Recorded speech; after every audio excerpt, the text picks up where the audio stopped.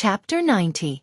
The voice was intermittent and trembling, and it seemed especially ghastly and terrifying amidst the dark night and cold mountain wind, causing one to be unable to help but feel a chill run down one's spine.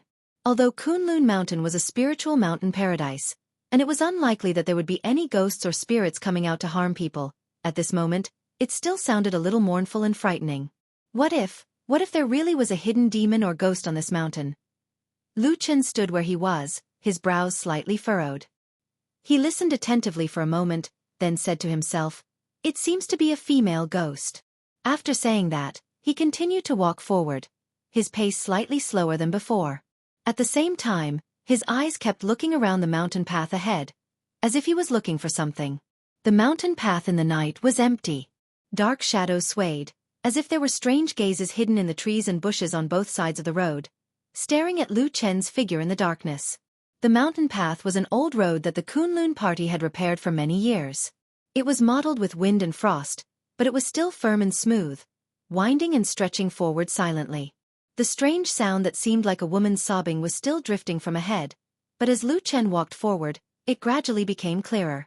As he walked, Lu Chen suddenly stopped. He saw a small mountain not far ahead. The mountain path passed through the mountainside, and at the same time, it branched off into a stone path. Lu Chen climbed up the small mountain.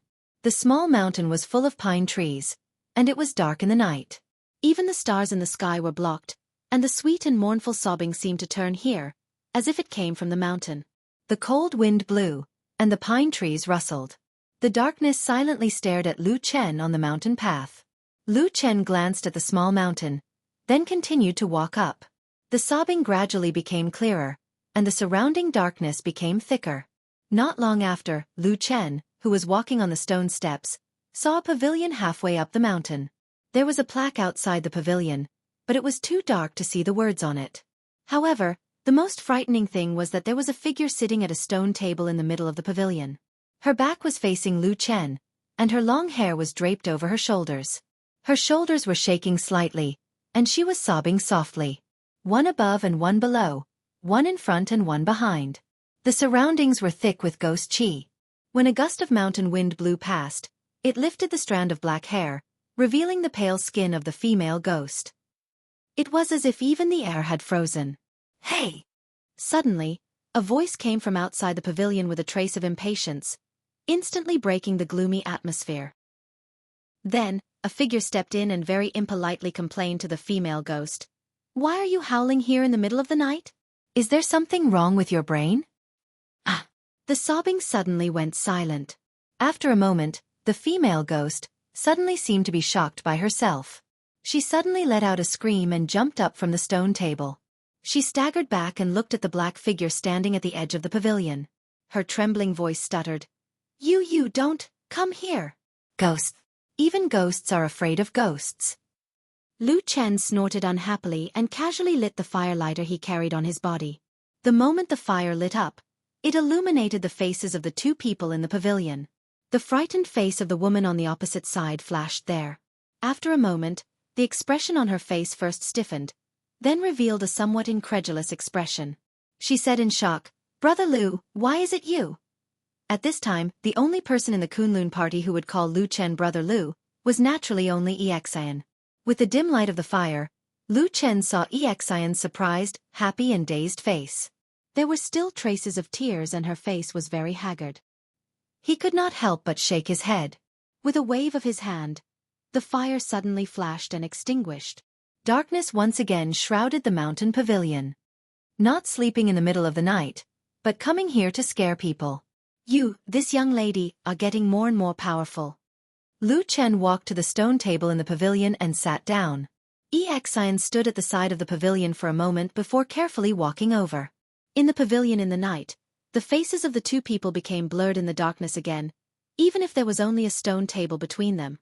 Perhaps it was surprise, or perhaps it was excitement. Xiaofan did not care about the slightly sarcastic joke in Lu Chen's mouth. Instead, she seemed to be a little embarrassed and shrunk her neck. After a moment she said, "Brother Lu, why are you on this Kunlun mountain?" Lu Chen looked up at the sky, and felt that there was almost an hour until midnight. There was still time, so he said, "Me? I am now a disciple of the Kunlun party. Xian widened her eyes and said in shock. What? You actually also became a disciple of the Kunlun party?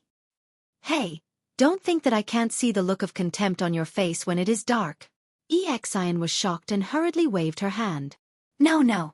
Brother Lu, how could I look down on you? I really didn't expect it. But it's really great that you can come to the Kunlun mountain. No matter what, Kunlun is also a famous and upright sect. You must be much better here than at the Crescent City in the Land of Chaos.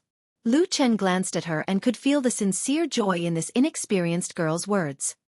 He felt his heart warm for no reason. Then, he shook his head and snorted. All right, tell me. Why did you come here in the middle of the night to cry and pretend to be a ghost? I didn't pretend to be a ghost. Xian only felt her cheeks heat up. Fortunately, in this dim light, perhaps Lu Chen could not see it. She subconsciously retorted. You, on the other hand, suddenly jumped out just now. That was really scary. Don't say that I didn't pretend to be a ghost. Even if I was a ghost, even a ghost would be scared to death by you just now. Hey, I haven't seen you for a while. You've become so good at talking. Lu Chen laughed. Xian did not want to be entangled with him on this topic anymore. She hurriedly changed the topic. Brother Lu, what is your status now? Where are you arranged to be? Lu Chen said, My talent is ordinary. After I entered the sect, I could only be a servant disciple. Now, I'm planting spiritual fields in the rock valley under Bai Chao Tang. Xian let out a soft cry. She seemed to be in disbelief. What a coincidence. I'm also in Bai Chao Tang. It's really too. Her voice suddenly paused. Looking at Lu Chen, the smile on her face slowly disappeared. After a while, with some caution, she whispered to Lu Chen, Brother Lu, today, during the day, I stood in the spiritual fields and watched you come out of the forest. Then, I saw you entangle with He Gang until you left. Lu Chen said lightly. Xian was speechless. After a while, she heard Lu Chen sigh. All right, now can you tell me what exactly happened? Chapter 91.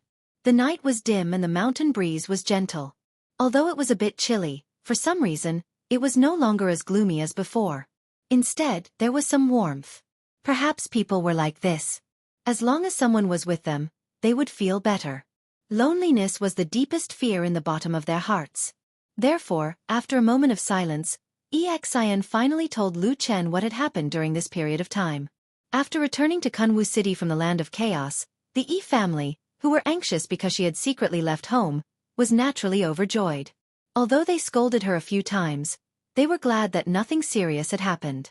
However, there were 3 people who had left, but only one person was left when they returned. Moreover, the other 2 were genuine Kunlun disciples. Of course, this matter couldn't be easily brushed aside. Soon, someone from the Kunlun party came down to inquire about this matter. Xian truthfully told them what happened on Black Armor Mountain. At first, everyone sighed with emotion and didn't think too much about it. Even He Gang's elder brother, senior martial brother He Yi, who was well known in the Kunlun party, came over. In the end, he also left in silence and didn't make things difficult for Xian. No one believed that a little girl like Xian, who hadn't even formally entered the Kunlun party, would have the intention or ability to harm those 2 people. The following days were peaceful for a period of time. Soon, it was time for the Kunlun party's Immortal Appraisal Assembly. At this time, a message from Jean Dan Friar, who had taken a liking to Xian, came from Kunlun Mountain. The gist of the message was that Dongfang Tao, a Taoist expert, had suffered more serious injuries than expected. He still had to go into closed-door meditation for a period of time, and it was unknown when he would come out. However, Xian was already of age. If she didn't go up the mountain to learn martial arts, she would probably be delayed. Therefore, according to Dongfang Tao's arrangements, the Yi family sent Xian to Kunlun and she successfully entered a sect. In the end, Dongfang Tao arranged for her to become an official disciple in Bai Chao Tang. Speaking of which, the status of an official disciple was much higher than that of a servant disciple. An official disciple only needed to cultivate and did not need to do any work to obtain cultivation resources. Of course, the prerequisite for such treatment was that one had to be talented enough and have a strong background. In short, Up to this point, Xian had been living a good life. She was full of hope for the future, happily cultivating on Kunlun Mountain with peace of mind. But a month later, the situation suddenly changed. He Gang, one of the three from that day, actually returned. According to him, he was surrounded by a pack of terrifying black jackals and crazily gnawed on him. Later, he accidentally fell off a cliff and happened to fall into a pool of water below. That was how he managed to escape. Even so, He Gang still suffered greatly. Not only was his handsome face completely ruined, his vitality was also greatly damaged. His cultivation was mostly gone and there were many serious injuries on his body. When he was discovered at the foot of Kunlun Mountain, he was already on the verge of death. No one knew how he managed to make it back. Fortunately, he had a powerful brother, He, who loved him dearly. When he found out about this, he immediately tried his best and used many good medicines and miraculous pills to save him. He even recovered most of his cultivation, which was a great fortune amidst the misfortune. But from then on, He Gang seemed to have suddenly changed into a different person, perhaps because he had received too much stimulation in the land of chaos. His personality was abnormally extreme, and he often quarreled and provoked others. Others, on account of his pitiful experience and He Yi's face, would usually give him some leeway. Then, He Gang discovered Xian, who was also on Kunlun Mountain. It was hard to imagine what He Gang was thinking when he saw Xian. But Xian was very surprised at first. Although she was a little afraid when she saw He Gang's terrifying face, she was still happy that he had survived. But He Gang's reaction was beyond Xian's expectation. When he saw Xian, he was stunned for a long time before he stepped back. But soon he suddenly rushed over with a roar, grabbed Xian's hand, and asked the two of them to become cultivation companions. Then he began to grope her. Xian was scared out of her wits. Needless to say, she resisted with all her might. After she finally escaped, she soon heard that He Gang was spreading rumors in the Kunlun party. He said that when they went south to the land of chaos, the two of them were already in love and had privately pledged to marry each other. It was also because he was deeply in love with Xian that He Gang had risked his life to distract all the dogs when they encountered the terrifying pack of black jackals on the Black Armor Mountain, so that Xian could escape alone and he would be doomed eternally. But now, when Xian saw that his cultivation was damaged, especially his face, she actually turned her back on him. When she heard this, Xian was completely dumbfounded. And things took a turn for the worse, especially when He Gang's elder brother, He, felt sorry for his younger brother's misfortune and publicly said that Xian was ungrateful. For a while, there were many discussions about this matter in the Kunlun sect. Even if Xian tried her best to explain that the situation was not like that at that time, not many people openly expressed sympathy for her. At the same time, He Gang became even more entangled with her. He came to harass her every 2 or 3 days, and insisted that she become cultivation companions with him. The scene that Lu Chen saw at the edge of the forest in Shurpan Valley during the day was the scene that had been repeated in the past few days. Hearing this, Lu Chen finally understood and did not speak for a while. It was quiet inside and outside the mountain pavilion at this moment. Only the light sound of the wind could be heard. Xian quietly looked up at Lu Chen, but found that sitting across the table, he was looking at her with a pair of bright eyes, and the expression in his eyes was a little strange. "Brother Lu, why are you looking at me like that?" For some reason, Xian suddenly felt a little guilty and carefully asked. Lu Chen looked at her, thought for a while and asked, "Before I met you, there was really nothing between you and He Gang, right?" "No, really." Xian suddenly stood up, looking anxious and loudly said, "Brother Lu, I swear to the heavens, there is absolutely no love affair between me and senior martial brother He. At that time, I only thought of him as an older brother, and followed him and martial uncle Han to gain experience." Lu Chen nodded, indicating for her to calm down. Then he muttered to himself for a while and said, "This matter is not a big deal. Not to mention spiritual master Yuanying. Even the sect's Jin Dan friar would be too lazy to care. Oh, speaking of which, don't you also have a backer? Ask your master Dongfang Tao to come out and say something."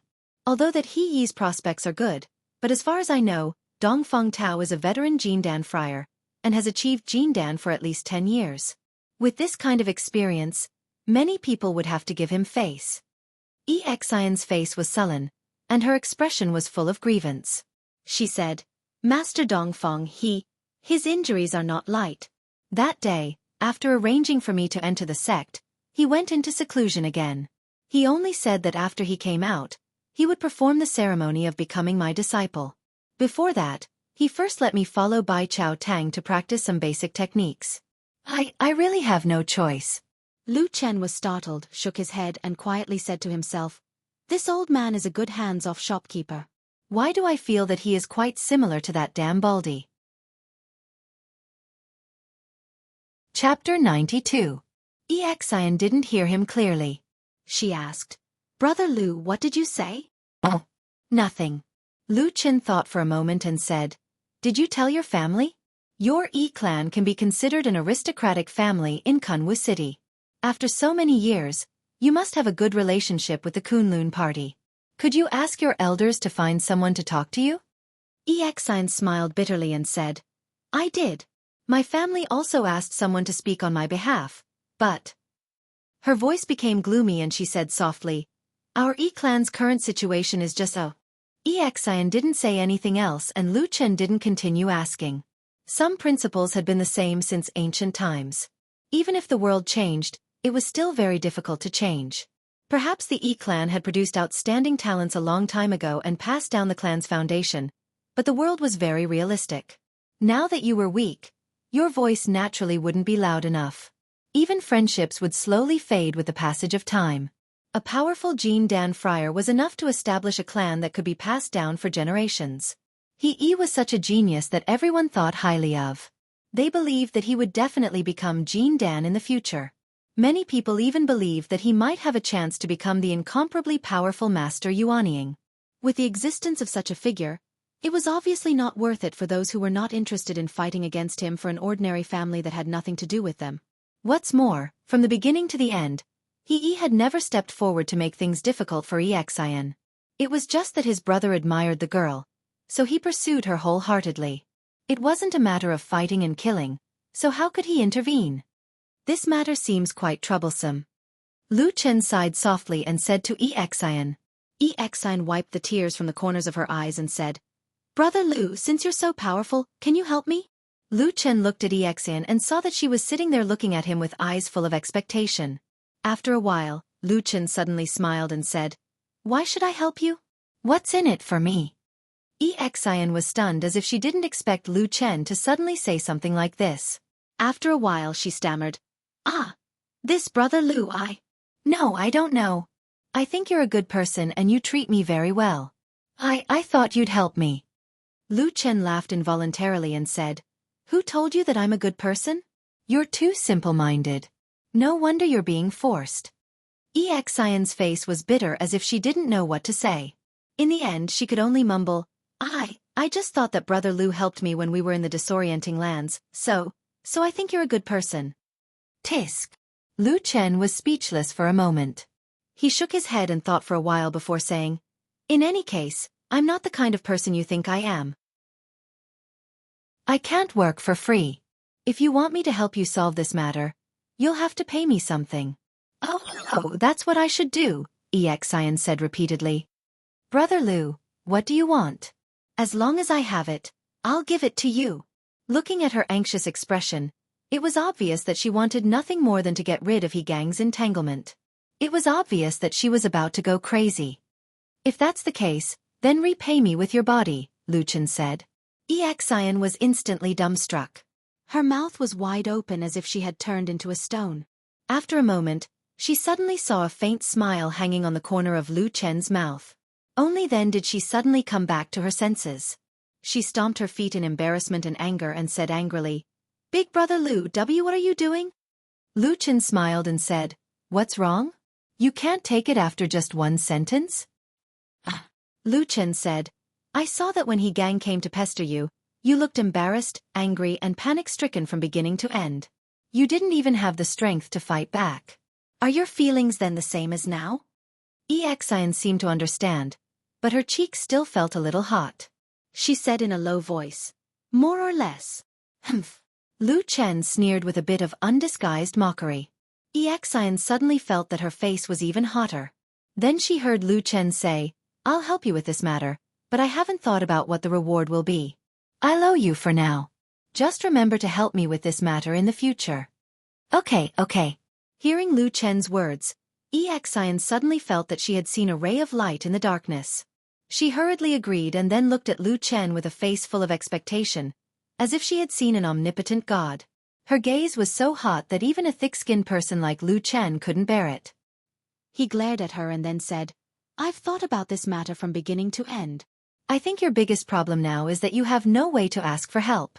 If your Jin Dan stage master comes out, maybe you won't be in such a difficult situation?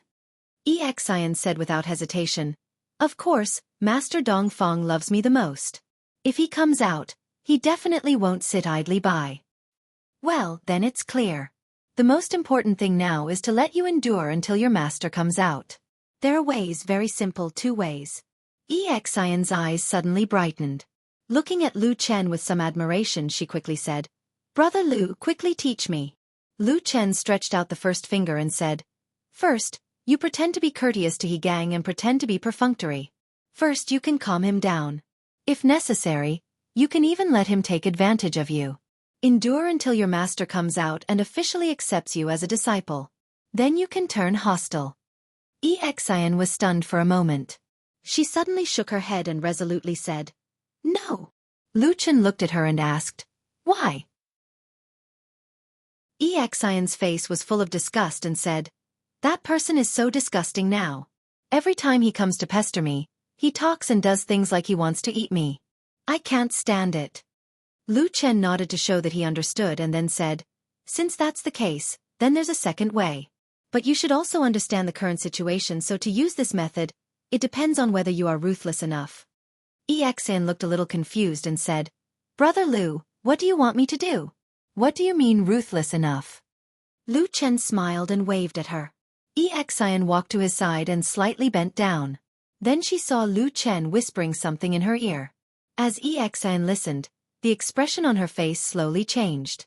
First, she was indescribably shocked. Then her body trembled slightly, as if she was excited and afraid. In the middle, there was a complicated expression of blushing. After a long while, she straightened her body in a daze and turned to look at Lu Chen. She said with some difficulty, Is this okay? At this moment, it was the dead of night.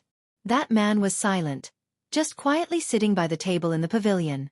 For some reason, Xian suddenly had a strange illusion. The man in front of her seemed to suddenly become especially strange. At that moment, Xian only felt that the surrounding darkness was like a tide, surrounding that man, making his face unclear, making him hide in the darkness. Even that faint smile that he occasionally revealed seemed to carry a trace of the coldness and sternness of the night. After a while, sitting in the darkness, Lu Chen said indifferently, I already said, I'm not a good person. Chapter 93. Time flowed by as the moon set and the clouds rose. Within the enormous Kunlun Mountains, countless people were busy walking their own paths. However, compared to the towering mountains, people were often like extremely tiny ants. They were busy doing their own thing all day long, yet they forgot to raise their heads to look at the boundless sky. Xian walked on the road of Rockpan Mountain, her face calm, without any extra expression. She was an official disciple, so she did not have to work all day long in exchange for a meager pay like the handyman disciples. However, she still needed help with some things like sorting and identifying spiritual materials. Besides, this kind of work also had great benefits. She could identify many useful spiritual materials, familiarize herself with their properties, and lay a solid foundation for her future alchemy or exploration. There were many huge rocks on Rockpan Mountain. One of the branch halls of Bai Chao Tang was built on the big rocks on the mountain. From afar, one could see the flying eaves and blue tiles. It looked extraordinary. Xian was not the only one on the road. There were many disciples of Bai Chao Tang who had the same status as her coming and going. Many people noticed Xian, and many people pointed at her and whispered to each other. Rumors were bound to spread at all times. Xian didn't look at her fellow disciples. As she walked, the conversation she had with Lu Chen a few days ago, as well as some of the instructions he had given her after that, couldn't help but echo in her mind. In the vicinity of Rock Mountain, from 100 Herb Hall's branch, are there any female Jindan masters with profound cultivation and bad tempers? This was what Lu Chen had asked her that day. There There are many female disciples in Bai Chao Tang. There are also a few female Jin Dan friar who are successful in cultivation. The one who came recently is Martial Uncle Yen of Melaleuca japonica. She is strict, and all the disciples are afraid of her. Great. God is on your side. But the great cultivators of Jin Dan state never bother to know, and they don't care about our trivial matters. Then we'll force her to know, force her to take care of it. Ah, how can I do that? That depends on whether you are ruthless enough. Big Brother Lu, you're saying that again. I always feel scared when I hear it. The warm sunlight shone down on Xian's body, making her feel a trace of warmth. She took a deep breath and forced herself to reveal a trace of a smile before walking towards the hall. The day passed uneventfully. In the afternoon, Xian walked out of the main hall and began to walk down the mountain. When she arrived at the foot of the mountain, she pretended to casually glance at the flat and spacious spiritual fields. She saw many odd-job disciples working hard in the spiritual fields at the foot of the mountain. Unsurprisingly, she found a familiar face among them. Inconspicuous, Lu Chen stood in a spiritual field and smiled at her from afar. For some reason, seeing that smile, Xian seemed to feel a little more support in her heart, and her originally panicked mind calmed down a little. But before she could think of what to do, suddenly, a gloomy and even somewhat hostile voice suddenly came from not far away. Junior Sister E. What a coincidence. We meet again. Xian's heart jumped, and her hands subconsciously clenched into fists. Then she turned her head to look, and what entered her eyes was that extremely ugly and frightening face. Xian slowly lowered her head, and there seemed to be a little fear on her face. She said in a low voice, Senior Brother He Gang looked at Xian's pretty face, and saw that the fear and weakness not only did not damage her beauty in the slightest, but instead added a bit of sadness and delicateness to her beauty. He felt as if a scorching flame suddenly burned in his heart, like a wild beast suddenly roaring in his body. His eyes revealed a look of greed and desire, but his tone was very calm. He only smiled and said, Junior Sister E, I have something to say to you. Xian slightly raised her eyes, looked at that face, and found that when He Gang smiled, the scar on his face twitched, that face became more and more frightening. She couldn't help but take a step back and after 2 hurried breaths said, Senior Brother He, if you have something to say, you can say it here. Here.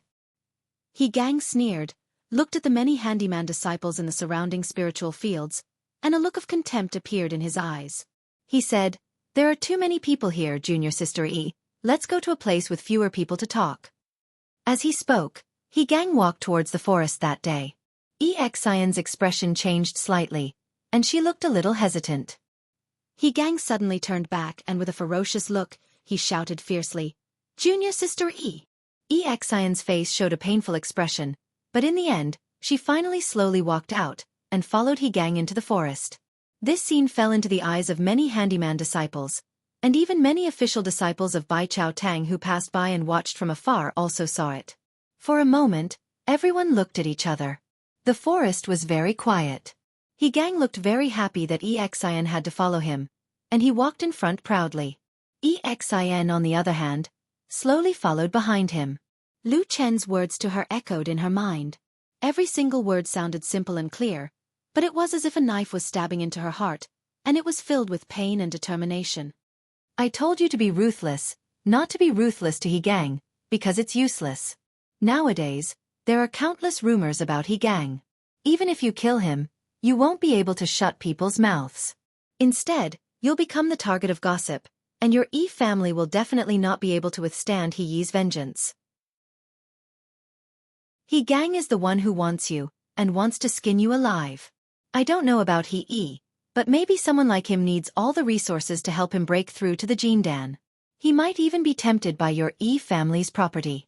What do you think? You'll lose both your wealth and your family. Can you stand it? Can't stand it? That's why you have to be ruthless to yourself. You have to be ruthless to yourself to the point where everyone is scared and in disbelief. Then, everyone will believe you. In this world, how can there be such a comfortable thing as reaping without sowing? Even if there is, it's not between you and me. That's why you have to be ruthless to yourself. Lu Chen said with a smile. Xian recalled that night, Lu Chen's voice and blurry face in the dark. She suddenly shuddered. She stared fixedly at He Gang, who had stopped in front of her and turned around to look at her with a hateful smile. Her eyes twitched, and her body trembled slightly. All of this fell into He Gang's eyes. He looked at Xian as if he was looking at a weak little chick. A tyrannical emotion seemed to rise from his heart. That terrifying scene of countless ferocious black dogs barking and biting each other flashed across his mind, causing him to tremble uncontrollably. He was scared. He was scared to death. Every time he dreamed of that scene, he would be scared to the point of peeing his pants. And every time he saw Xian's beautiful face, he would angrily think, why was she able to escape safely, while he had to suffer like that? Everything was her fault. I want to let her taste that kind of pain. Ruthlessly ravage her, torture her, make her scream in pain. He crazily imagined it, as if this was the only way he could feel uncontrollable pleasure. It was at this time He Gang heard Xian open her mouth, and with a trembling voice she said, Senior brother, don't force me like this, okay? That young girl seemed like she was about to cry. There were tears in the corner of her eyes, and as if she had gathered all her courage, she said this to him. Chapter 94. He Gang sneered, his white teeth peeking out from his missing mouth. He looked especially ferocious, like a wolf or tiger. Xian took another step back and said in a trembling voice, Don't force me, senior brother. He Gang spat and said fiercely, I want to force you, so what? I'll tell you clearly, I want you. Follow me faithfully for the rest of your life. When my big brother reaches the golden core or nascent soul stage, you and your clan will enjoy endless wealth and glory. Xian's face was pale as she shook her head. After a while, she smiled bitterly. Our family. So you really coveted our family property? He Gang suddenly frowned, as if he felt that something was wrong, but he couldn't think of what it was, so he didn't bother to say more. With a wild laugh he strode towards Xian, and at the same time, reached out to grab her and said with a smile, Junior sister I've missed you for a long time today you. Clang! A crisp sound abruptly interrupted He Gang's words. His body stopped, only to see Xian pull out a sharp dagger and hold it horizontally in front of her. Her face carried a bit of determination, mixed with a bit of pain and despair, and even a bit of madness that He Gang had never seen before. It was vaguely similar to the look in He Gang's eyes before. He Gang jumped in fright, but he sneered. What are you doing? Trying to scare me with a dagger? Stab me if you dare. Let's see if anyone from your family can survive after you kill me. Xian gritted her teeth and stared blankly in front of her. Her vision blurred and she could almost hear her own painful and hopeless question from that day. Why, Brother Lu, why? They were the ones who bullied me, but you want me to be cruel to myself? Lu Chen's calm yet cold voice came from the darkness, echoing in her ears. Because you're weak. But there's no justice in this world. Yes, there's no justice, there's no reason. This is how the world works. Either you lie down and admit defeat and allow others to bully you, or you try your best to find some methods within your power, even if those methods seem painful and uncomfortable. You want me to give you justice and righteousness? I'm sorry, I don't have any. I'm not a good person. I can only teach you these things. Ah! Xian suddenly screamed, like a little beast that was forced into a desperate situation. Her fear was not directed towards the ugly man in front of her, but rather towards an invisible aura. She trembled all over. When He Gang saw this, he was so excited that his body was trembling. He let out a roar, and his eyes were bloodshot. He suddenly rushed over and grinned, Stinking whore, today I'll call you. Damn whore, today I'll call you. The low muffled sound wasn't loud, but it was like a sudden clap of thunder. He Gang instantly stopped in his tracks and looked at Xian with a stunned and incredulous expression. That girl, that beautiful girl, had a pained expression on her face at this moment. However, her hand was gripping the dagger tightly, and she had stabbed it into her own body with a backhand. The dagger was incomparably sharp and pierced through her left shoulder. It could be imagined that Xian used all her strength. Dark red blood gushed out like a fountain and dyed half of Xian's clothes red. Xian's pale lips trembled slightly. She slowly pulled the dagger out from her flesh. The pain was like a tide that was about to drown this fragile woman. There were a few times when she felt that she was about to collapse. She was about to be unable to bear it, but for some reason she still stood there, standing in the pool of blood, coldly looking at the dumbfounded He Gang opposite her. Suddenly, She felt a sense of pleasure amidst the pain. That ugly man was not as strong as she thought. Then she slowly lowered her head. Looking at the bloody wound, she shook her head. That ghostly cold voice seemed to be emotionless. Vaguely, it was saying terrible words to her. Since you have decided to be ruthless, then be more ruthless. Since you have decided to do it, then you must do it to the extreme. Isn't that right? Isn't that right? She smiled bitterly. Within the bloody light, there was a terrifying decisiveness that shouldn't have been present at her age. She suddenly screamed, and then held the blade upside down. She suddenly flipped it over and directly cut off her own flower-like, jade-like face. Gang was scared silly. At this time, he was really scared out of his wits. He stood there, dumbfounded at this bloody scene. He was completely at a loss, and his mind was blank. The feeling of the cold blade cutting through flesh made one's body feel like it was going to fall apart. Xian's body trembled non-stop. She gasped for breath, as if this was the only way she could persevere. But in her weak body, there seemed to be an unimaginable terrifying power that kept her going until now. Fresh blood dyed her body red. It was a ghastly sight to behold. However, she was like a phoenix rising from nirvana in the pool of blood. She looked down at the ugly man from above and saw the fear in his eyes. Thus, there was a bit of contempt in her eyes. She thought to herself, so what Brother Lu said was true. She laughed maniacally, shook her head, and did not look at Gang again. She suddenly raised the dagger and slashed her clothes, directly cutting several wounds on her body. In an instant, blood spurted out. Then, she threw the dagger away and used her hands to tear open her clothes, revealing a piece of originally snow-white soft skin that was now dyed red with blood. The beautiful body that was hidden under the clothes looked unusually bright red, and there was a kind of tragedy that could not be looked at directly. Then, she raised her head again. This forest was as quiet as the bridge of helplessness in the underworld. It was like the terrifying sea of blood in the hell of evil spirits. She didn't know why, but there was suddenly a relieved smile on her face. She just smiled like that. Then, she suddenly let out an incomparably sharp scream. She staggered out of the forest. Along the way, blood flowed all over the ground, dyeing the entire road red. Gang still hadn't come back to his senses. He stood there in a daze. His eyes fell on the dark red pool of blood on the ground. It seemed that he still hadn't broken free from the tragic scene that had just occurred. After a while, outside the forest, there was a sudden commotion. Some people cried out, some people shouted angrily. There was also a woman's voice that was already crying. Someone, quickly come and save junior sister E. Medicine. Who has medicine to stop the bleeding? Why is she bleeding so much? No. Quickly go to the mountain and ask Martial Aunt Yen to come down. Only she can save junior sister E. In the midst of the chaos, the commotion became bigger and bigger. It seemed to gradually converge into a raging tide, crazily surging in all directions. In the spirit field behind the crowd, a man stood far away and watched this terrifying scene from beginning to end. When the crowd gathered, he expressionlessly raised his head and looked at the sky. The sky was blue and cloudless. Today was a sunny day.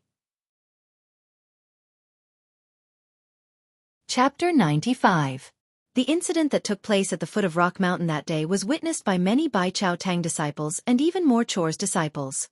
When the blood-soaked woman staggered out of the forest, the horrifying scene instantly shocked everyone. Dark red blood flowed on that beautiful face, piercing into everyone's eyes like a sharp knife, causing their eyes to sting. They held their breath and tensed up involuntarily. Like a boulder thrown into the water, it instantly set off a monstrous wave. The Kunlun party was, after all, a prestigious and upright sect. Jean Dan Friar Melaleuca Japonica, who was in charge of the Bai Chao Tang sect on Rock Mountain, immediately rushed down the mountain after receiving the news to protect Xin and heal her. At the same time, someone noticed that someone was trying to sneak out of the forest. It was Gang, so he immediately shouted for them to expose him. Thinking of all the things that happened before, the crowd was instantly agitated and many people cursed out loud. However, Gang's elder brother, He was too famous. Although the crowd was angry, no one dared to stop them. At this moment, the white-haired Melaleuca Japonica suddenly appeared next to Gang without saying a word. Then, she slapped him hard in the face. That afternoon, at the edge of the forest at the foot of Rock Mountain, everyone heard the crisp sound of bones breaking and the man's heart-wrenching scream. Of course, no one paid attention to him. By evening, the incident had spread throughout the Kunlun party and caused a sensation in all sections. The Yi family of Kunwu City had rushed to the mountain after hearing the news. It was said that the scene was so tragic that the girl's mother fainted when she saw her daughter. Xian's father and other relatives and friends were all furious. Bai Chao Tang's sect was one of the most important sects in the Kunlun party. It was powerful and well-established. In just one day, 2 Yuanying Zhenren and 7 Jin Dan Friar Immortals came directly to Rock Mountain. At night, the huge mountain was still brightly lit. Countless people came in and out. The sky was full of colorful lights and colorful rainbows flew across the sky, making the moon and stars dim. It was the immortal masters and Zhenren who came on clouds and wind, like the eve of a storm. He Gang wanted to escape, but Melaleuca Japonica broke his bones on the spot and caught him. He was thrown at the foot of Rock Mountain, howling and screaming. No one came near and no one dared to save him. When night fell, someone from the Rock Mountain passed down the order. He Gang was tied up and hung on a big tree in front of the mountain, facing the boundless spirit fields and countless onlookers of the odd job disciples. This was, of course, an undisguised insult and venting of anger. He Gang screamed and defended himself, saying that Xian was a bitch and that she did everything herself. She stabbed herself and it had nothing to do with He Gang. In the cold mountain wind, He Gang's voice gradually became hoarse and weak. In the end, others could only hear him calling his brother's name in a low voice. But this night, He never showed up. He Gang was also hung for the whole night. Within the sects of Kunlun, every hall on every mountain peak seemed to have smelled something that night. Everyone was silent. And among the huge mountains of Kunlun, there seemed to be a sense of mutual hostility that night. The next morning, there was news from the powerful Heavenly Soldier Hall, which was in charge of the magic weapon refining and the forging of celestial weapons in the Kunlun party. Dukan Zhenren, who had a high reputation in the Heavenly Soldier Hall, summoned his most beloved disciple, He, to the famous Heavenly Fire Hall of the Kunlun party and reprimanded him for a long time. He knelt on the ground and did not dare to speak. It was even said that Dukan Zhenren in his rage, directly hit and slapped and kicked He, causing He to repeatedly kowtow in front of the hall until his face was bruised and bleeding. However, when the news came, the stone mountain did not seem to be moved at all. The entire mountain was silent, like an angry giant beast, coldly looking at its opponent in the Kunlun mountain range. The atmosphere in the Kunlun party became more and more tense the next day. The disciples of the Heavenly Soldier Hall suddenly could not get elixirs from the elixir room.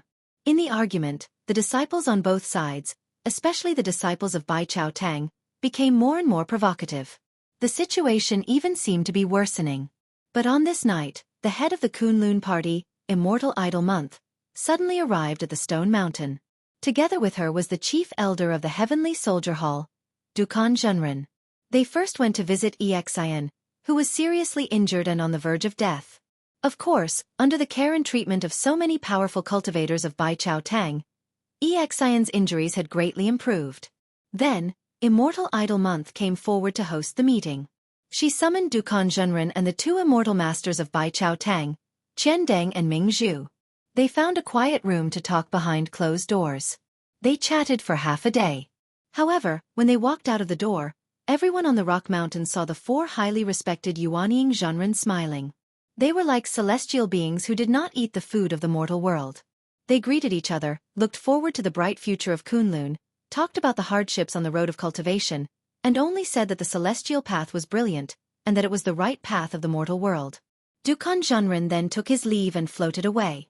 During this time, he never mentioned He Gang, who was still hanging on the big tree at the foot of the Stone Mountain.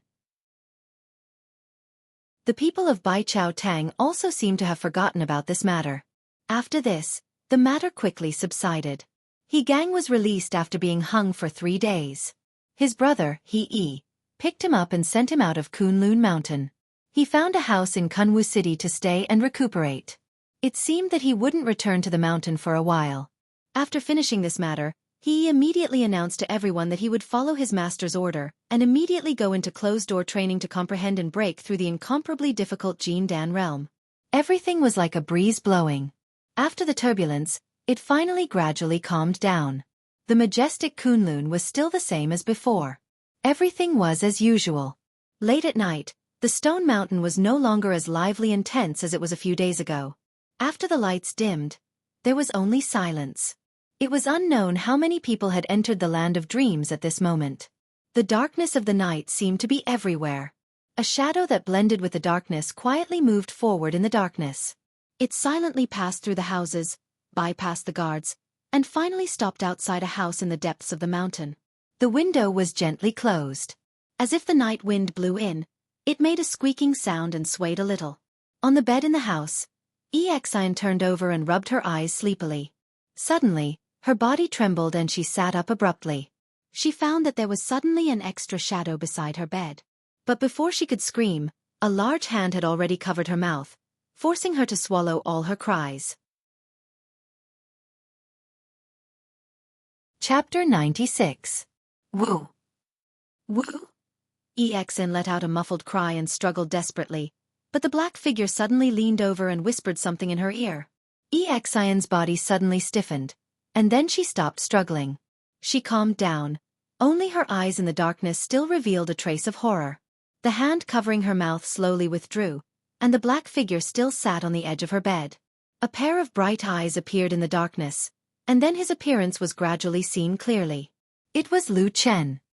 "Brother Lu." Xiaofan softly called out, and after the shock in her eyes, there was finally some joy. She did not know why, but she suddenly felt sour in her eyes, and after a moment, 2 lines of tears silently flowed down from her pale face. The tears streaked across her white and tender skin, and the bandaged wound on one side of her face was still not removed, making her look particularly miserable. Lu Chen quietly looked at the girl sitting in the darkness crying silently, sighed, and then reached out to wipe away the tears on her face, and said, "Don't cry, you did well." Xiaofan stared at him in a daze, her lips slightly trembling, and the scenes of these days flashed through her mind. Suddenly, she realized that so many people from the same sect, so many relatives, and even her parents, seemed to be separated from them by a layer. In these few days, she desperately suppressed her fear, endured her nervousness, and only at this time, in this dark and quiet night, in front of this man who seemed to be one with the darkness like a shadow, did she suddenly feel a trace of relief. He knew all the secrets, and there was no need to pretend anything in front of him. Xiaofan just looked at him like this, and unknowingly, tears flowed down her face again, and even her voice trembled and choked. "Lu, brother Lu. I'm so scared."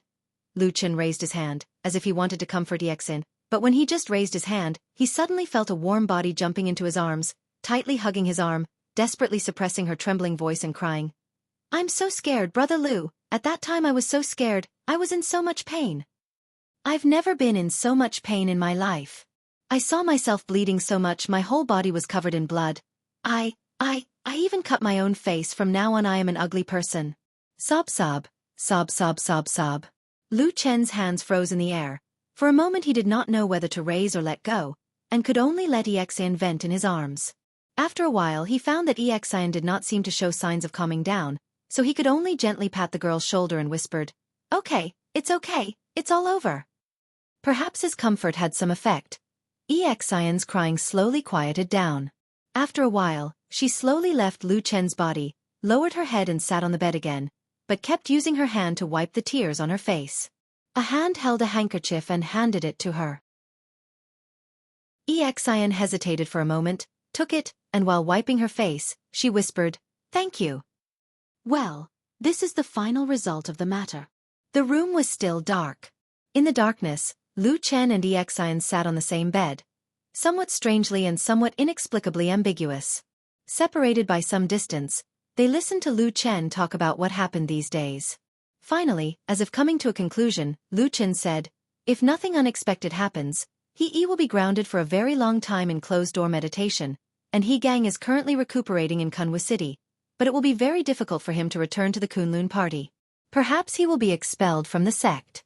Xiaofan's breathing seemed to quicken in the darkness for a while, and then with a hint of disbelief she said, "Really? Really?" Xiaofan was silent for a moment, and then she let out a long breath, as if a big stone that had been pressing on her heart for a long time had finally been moved. After a while she sighed softly, "Our Kunlun party still has its justice. But this time, because of me, they actually alarmed so many seniors and elders, really. Before she finished speaking, Xian suddenly saw Lu Chen, who was next to her, turn his head to look at her. A pair of bright but deep eyes stared at her.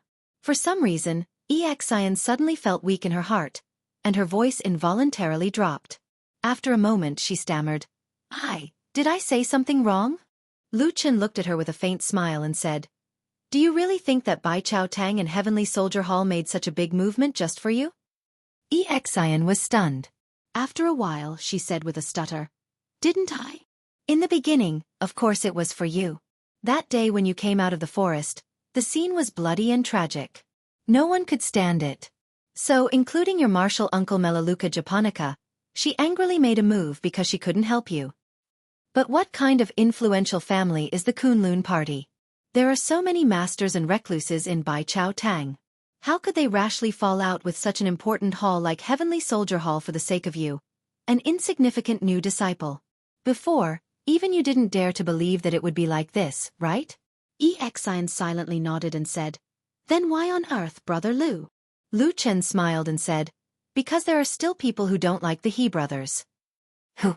Just like you, a disciple of a sect from an aristocratic family in Kunwu City.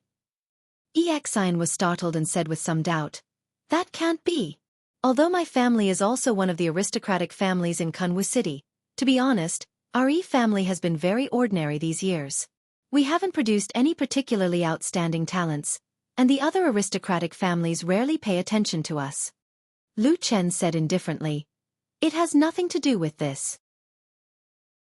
It's just that all the people from aristocratic families have different circumstances since childhood, so they naturally more or less have a sense of superiority. When some people see you, won't they think of something else? What if the person that He gang likes is a girl from another aristocratic family? Aristocratic families have confidence, strength, and influence, so they naturally aren't afraid. But what about those small and medium-sized aristocratic families? Do they deserve to be bullied by this rising young man?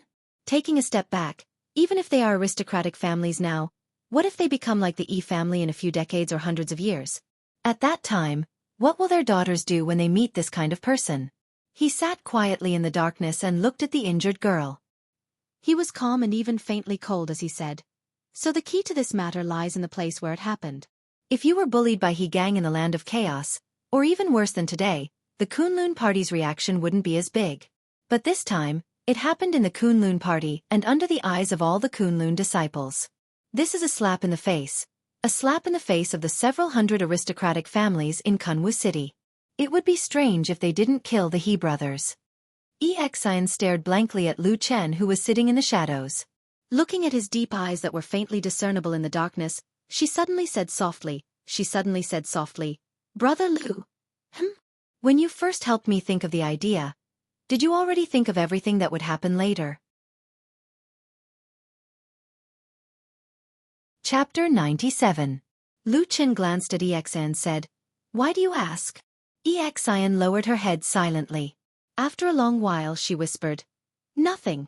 I just feel that Brother Lu, you are thinking so far ahead. You are so powerful. Do you regret letting me help you? Xian's body trembled slightly. She quickly shook her head and said, No. I didn't mean that. You helped me for my own good. I know that. I am grateful to you from the bottom of my heart. I am especially. Do you remember that you promised to do something for me? Lu Chen suddenly interrupted her. Xian was stunned for a moment and said, Yes. Lu Chen said lightly, That's good. After this matter, no matter what, 100 Herb Hall will value you even more. Plus, you're someone that Dongfang Tao has taken a liking to and your talent isn't bad. So your position in 100 Herb Hall in the future will be much better than it is now. This is good for both of us. Xian was speechless. She didn't know what to say for a moment. Lu Chen stood up and said, It's late. You should rest early. I'm leaving. Xian thought of something and said, Brother Lu, I remember that there are guards outside. How did you get in? Lu Chen stood in the darkness and smiled slightly. He didn't answer her question. He stepped back and quickly merged into the darkness. Xian widened her eyes and looked towards the darkness, only to see a few faint ripples suddenly appearing on the quiet surface of the water in the deep darkness. When she looked again carefully, there was no sign of anyone. Silently shuttling through the darkness, like the shadow of the moon, he came down from the top of the rock mountain without anyone noticing. Lu Chen looked up at the night sky and saw that it was already late at night. It was already past midnight. It was already the curfew time in the Kunlun party. Speaking of this curfew, it was a special rule in the Kunlun party. Other cultivation sects rarely had such restrictions. After all, the cultivators who practiced immortality and refinement were all strong and energetic. It was not a big deal even if they didn't sleep for a day and night. But in the Kunlun party, this rule of forbidding the disciples to go out after midnight had been around for a long time. It was said that it could even be traced back to the early days of the Kunlun party, which had a history of thousands of years. In short, the Kunlun sect was a famous sect with a lot of rules. Coupled with the name of restraining its disciples to concentrate on cultivation, it was actually not particularly strange. Just like that, they persisted year after year. But of course, the so-called curfew could not be completely empty. Such a large mountain, such a large territory, if there were no guards patrolling, wouldn't it have been looted by countless thieves? Therefore, in the darkness of the night, although the nearby mountain path was quiet, there would occasionally be a group of patrolling guards passing by. Lu Chen walked quietly on the mountain road. When there were guards, he would often hide in advance. The guards, who were usually at least in the Foundation realm, seemed to have never noticed a low-level handyman disciple like him wandering outside late at night. Rock Mountain was where the official disciples of the Bai Chao Tang lived. The handyman disciples lived some distance away. Lu Chen walked and soon passed a fork in the road. A stone staircase extended up from the side of the mountain road. Lu Chen paused and remembered that this was the pavilion where he and Xian met late at night a few days ago.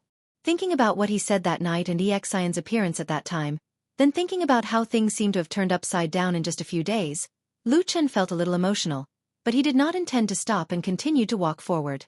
The footsteps gradually faded away and Lu Chen's figure also disappeared into the darkness. But after a while, in this quiet mountain forest, as the cold night wind blew, a blurry figure suddenly walked out from the gloomy pavilion halfway up the mountain. The figure was that of a slender woman. Because it was too dark, it was impossible to see her appearance clearly. One could only faintly see that she was standing on the edge of the pavilion, gazing in the direction that Lu Chen had left. The night wind blew, causing her clothes and hair to float. A flash of light flitted through the night. It was a scarlet feather shawl draped over her shoulder. She silently stood in the darkness. After a while, she turned around and walked toward the summit. The days in Kunlun Mountain once again calmed down. The He brothers went into seclusion, and Mount Li went into seclusion. Afterwards, this matter was quickly forgotten.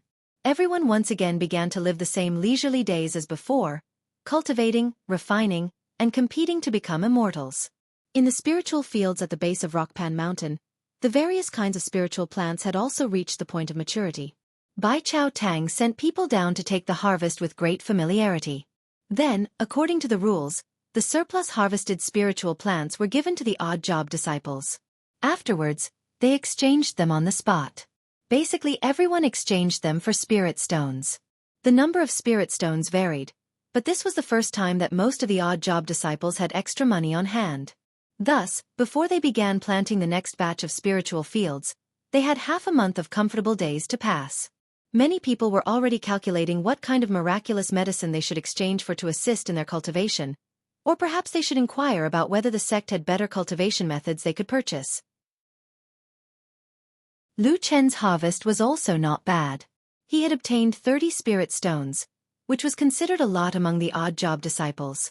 However, before the spirit stones had warmed up in his bosom, an uninvited guest came to find him. "Treat, Brother Lu." When Xian found Lu Chen, she was smiling so happily that even her eyes seemed to be squinting. Although on the night when she was injured, Xian still seemed to be a little uneasy, but as her injuries improved, she still secretly looked at Lu Chen in a new light. She secretly regarded him as her most trustworthy friend, often sneaking over to talk to him. On this day, after receiving the spirit stones, Xian came to his door to ask for some money. Lu Chen unhappily rolled his eyes at this smiling young girl. "Your family is obviously rich. Why do you always think of a pauper like me?" Xian smiled. "That's not the same. It's especially delicious to eat your treat." Lu Chen said, "You've learned bad things." Xian pulled him away and said, "That's because I learned bad things from you. Less nonsense. Let's go, let's go. Besides, I haven't seen Atsu for a long time. You always said it wasn't good to go up the mountain, so you left it in Kunwu City. It's so pitiful." Lu Chen couldn't dissuade her, so he had no choice but to follow her. However, he hadn't gone down the mountain for quite some time, so he also wanted to find some free time to go to Old Ma's place to take a look. The two of them walked all the way to the southern mountain gate of the Kunlun party. Just as they were about to pass under the majestic memorial archway of the mountain gate and leave the mountain, they suddenly saw a sudden commotion coming from below. The Kunlun disciples walking in front of them suddenly made way for a path. Soon after, a group of people walked over. Lu Chen and Xian didn't know what was going on. They were a bit puzzled, but they still followed the crowd and stood to the side. Before long, that group of people walked past them. The leader was an old man with white hair and a youthful complexion. He looked like an immortal, and his aura was truly extraordinary. He seemed to be an expert who had achieved the Tao. Walking next to this imposing old man was a little girl. She looked about 10 years old, had an ethereal temperament, and was extremely beautiful. Moreover, the most amazing thing about her was that despite her young age, she seemed to have a kind of cold and holy aura. She was like a white lotus on a snowy peak, making people not dare to approach her. Lu Chen, who was standing to the side, suddenly frowned. His gaze fell on the girl's face, and he discovered that he had seen this incomparably holy girl before. Chapter 98. Perhaps she sensed something. The girl, who had been expressionless and cold all along the way, suddenly glanced at the side of the road when she walked past Lu Chen. Lu Chen happened to be looking at her as well. Their gazes met in midair. After a brief collision, they parted as if nothing had happened. The young lady with a peerlessly beautiful appearance, aloof and outstanding temperament went all the way up the mountain. It was only then that the numerous Kunlun disciples at the mountain gate heaved a sigh of relief. They whispered to each other, but it seemed that no one knew the young lady's identity. However, many people recognized the old man who walked at the front.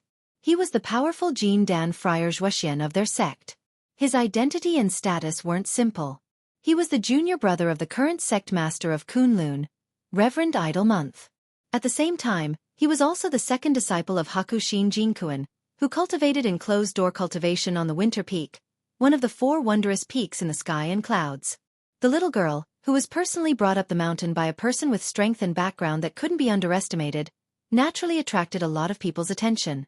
Soon, some people guessed that she might be the new disciple that Master Zhuoxian had just accepted. That was the good fortune that the little girl had accumulated over several lifetimes. When Lu Chen walked out of the mountain gate, he looked back and saw that the group of people had already disappeared into the distance. His eyes flashed, but in the end, he gently shook his head and smiled. There was a strange expression on his face. "Brother Lu, what are you smiling about?" Xian asked when she saw his expression. "Nothing." Lu Chen answered perfunctorily and said with a smile, "Let's go. We'll go to Kunwu City and see if that stupid dog has starved to death." Xian agreed with a smile. Soon after, she suddenly glared at Lu Chen and said with a somewhat suspicious attitude, "Brother Lu, could it be that you entrusted the wrong person to make Atsu starve? Even if I starve to death, I won't be able to reach it." In the deserted Black Hill Pavilion, the fatty old ma angrily complained to Lu Chen, "I say, Lu Chen, where did you find such a vicious dog? He's too hateful." "Atsu is not a vicious dog." Xian's voice came from the side. At this moment, she was squatting on the ground with a smile on her face. She threw a few words here and then turned away. The shiny black dog Atsu was jumping around her happily, wagging its tail and rubbing its head against Xian's body. From time to time, it happily stuck out its tongue to lick Xian's face and hands, making Xian giggle non-stop. "What's wrong? You look a little haggard," Lu Chen said to old Ma with a smile. "Nonsense, you have such a dog at home, how can it make people happy?" Old Ma said angrily. "What's wrong with Atsu? I remember that this dog is very stupid, but it seems to be quite honest." Old Ma snorted and said, "I've never seen such a greedy dog. It seems to think about eating all day long. Other dogs need to eat for 3 days, but it can finish in 1 day. And no matter if it's raw or cooked, No matter where I hide, this dog always seems to be able to dig 3 feet into the ground and find me. In the end, I became so angry that I stopped buying food, and it actually began to steal the spirit herbs on my counter. Ha! Lu Chen was also a little surprised when he heard this. He said, "How can this be? I didn't notice it before." As he said this, he waved to Atsu and called out, "Atsu, come here." The black dog immediately jumped over happily. Its movements were vigorous, although its hind legs were still limping. Lu Chen squatted down and touched Atsu's head. He looked at it again and found that Atsu seemed to have grown a lot this time, and its fur was bright and smooth. It seemed that it really ate well. He looked up at Old Ma and smiled. Then, Old Ma glared at him. "You took good care of it," Lu Chen said to Old Ma seriously.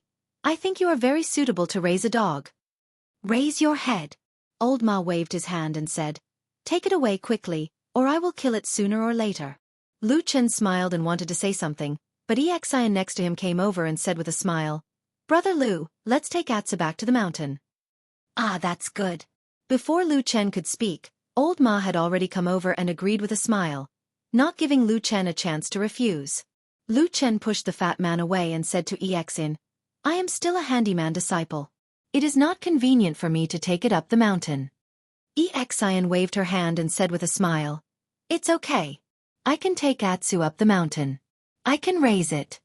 Lu Chen shook his head and said with a smile, "You really do like this stupid dog a lot, huh?" Xian showed a loving expression on her face. She touched Atsu's head and said with a smile, "We have gone through hardships together, right, Atsu?" Atsu barked, "Woof, woof, woof."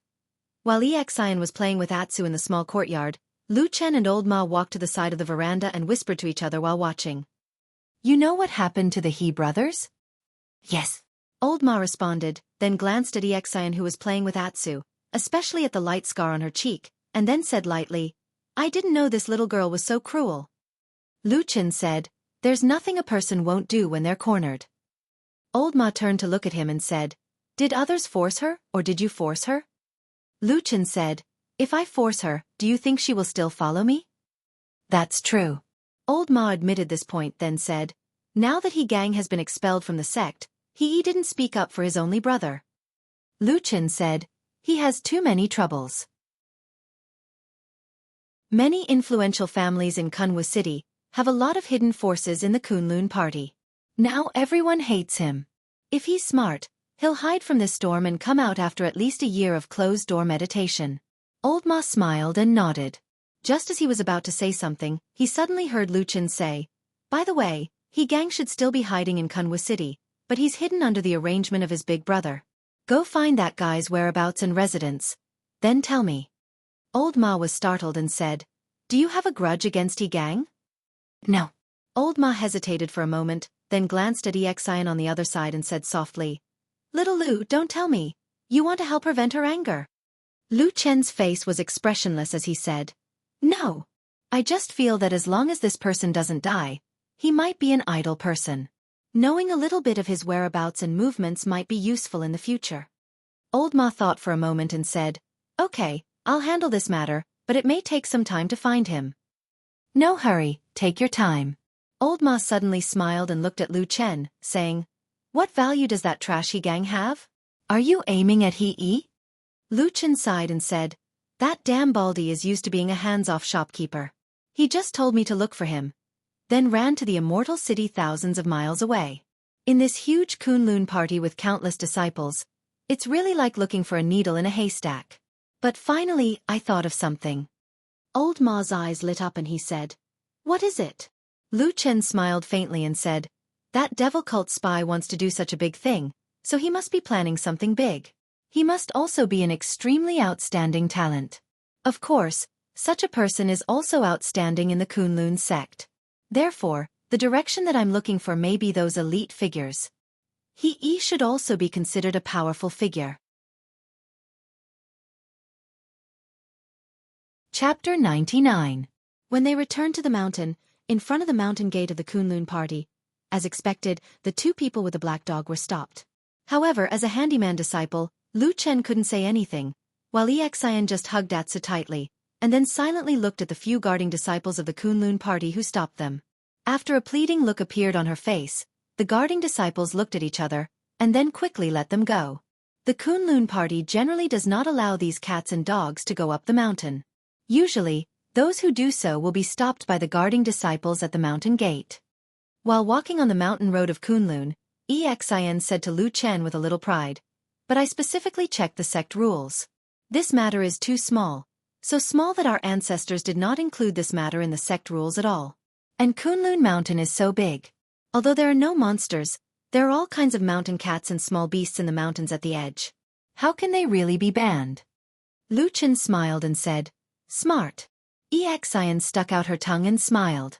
Then she leaned over and patted the head of Atsu, who was following her, and sighed. "In fact, those senior brothers know about me, and they feel sorry for me. This is also good. Being able to let Atsu go up the mountain with me, at least my suffering was not in vain." Lu Chen laughed. After walking for a while, the two were about to separate. Unexpectedly at this time, Atsu habitually followed Lu Chen, which made Exin so angry that she hugged Atsu, the heartless black dog, and tried to persuade it to go with her. Who knew that the stupid dog Atsu was not grateful, and it was determined to follow Lu Chen. In the end, the helpless Exin could only wave goodbye to them with a sad face. Fortunately, now that they were living in the mountain of Kunlun, they could visit Atsu at any time.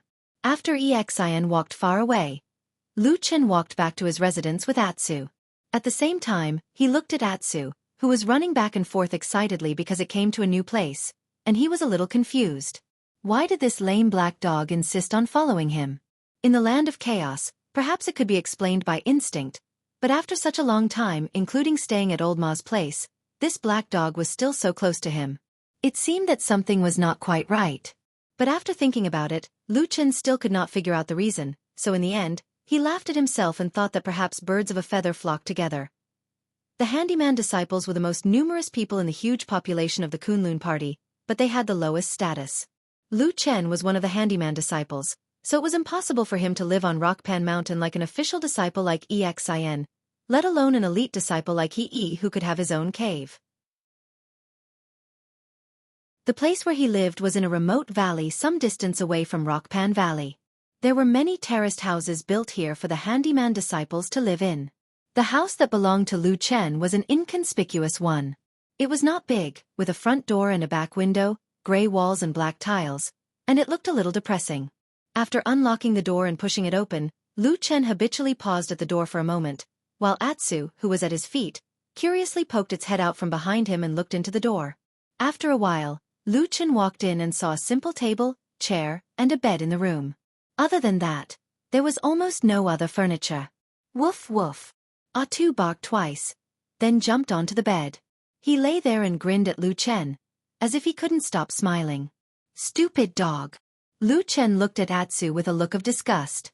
He walked over and patted its butt, driving Atsu away, and said, "You are so dirty. Can't you let me sleep?" Woof woof. Atsu shook its head and wagged its tail, then sniffed here and there in the room. After a while, it ran to the door and lay on the ground. The next day, Exin came looking for Atsu. At the same time, she brought a lot of food that Atsu liked to eat. The black dog was so happy that it jumped up and down. Woof woof. After feeding Atsu, Exin asked Lu Chen what did Atsu eat yesterday. Lu Chen confidently said that there were so many forests around, and he drove Atsu into the forest to find its own food, and it would come back when it was full. Exin was stunned for a long time, and she almost cried while hugging Atsu. She hated that Atsu had no conscience. It only wagged its tail and was affectionate with Exin, but once Exin wanted to take it away, Atsu would resist.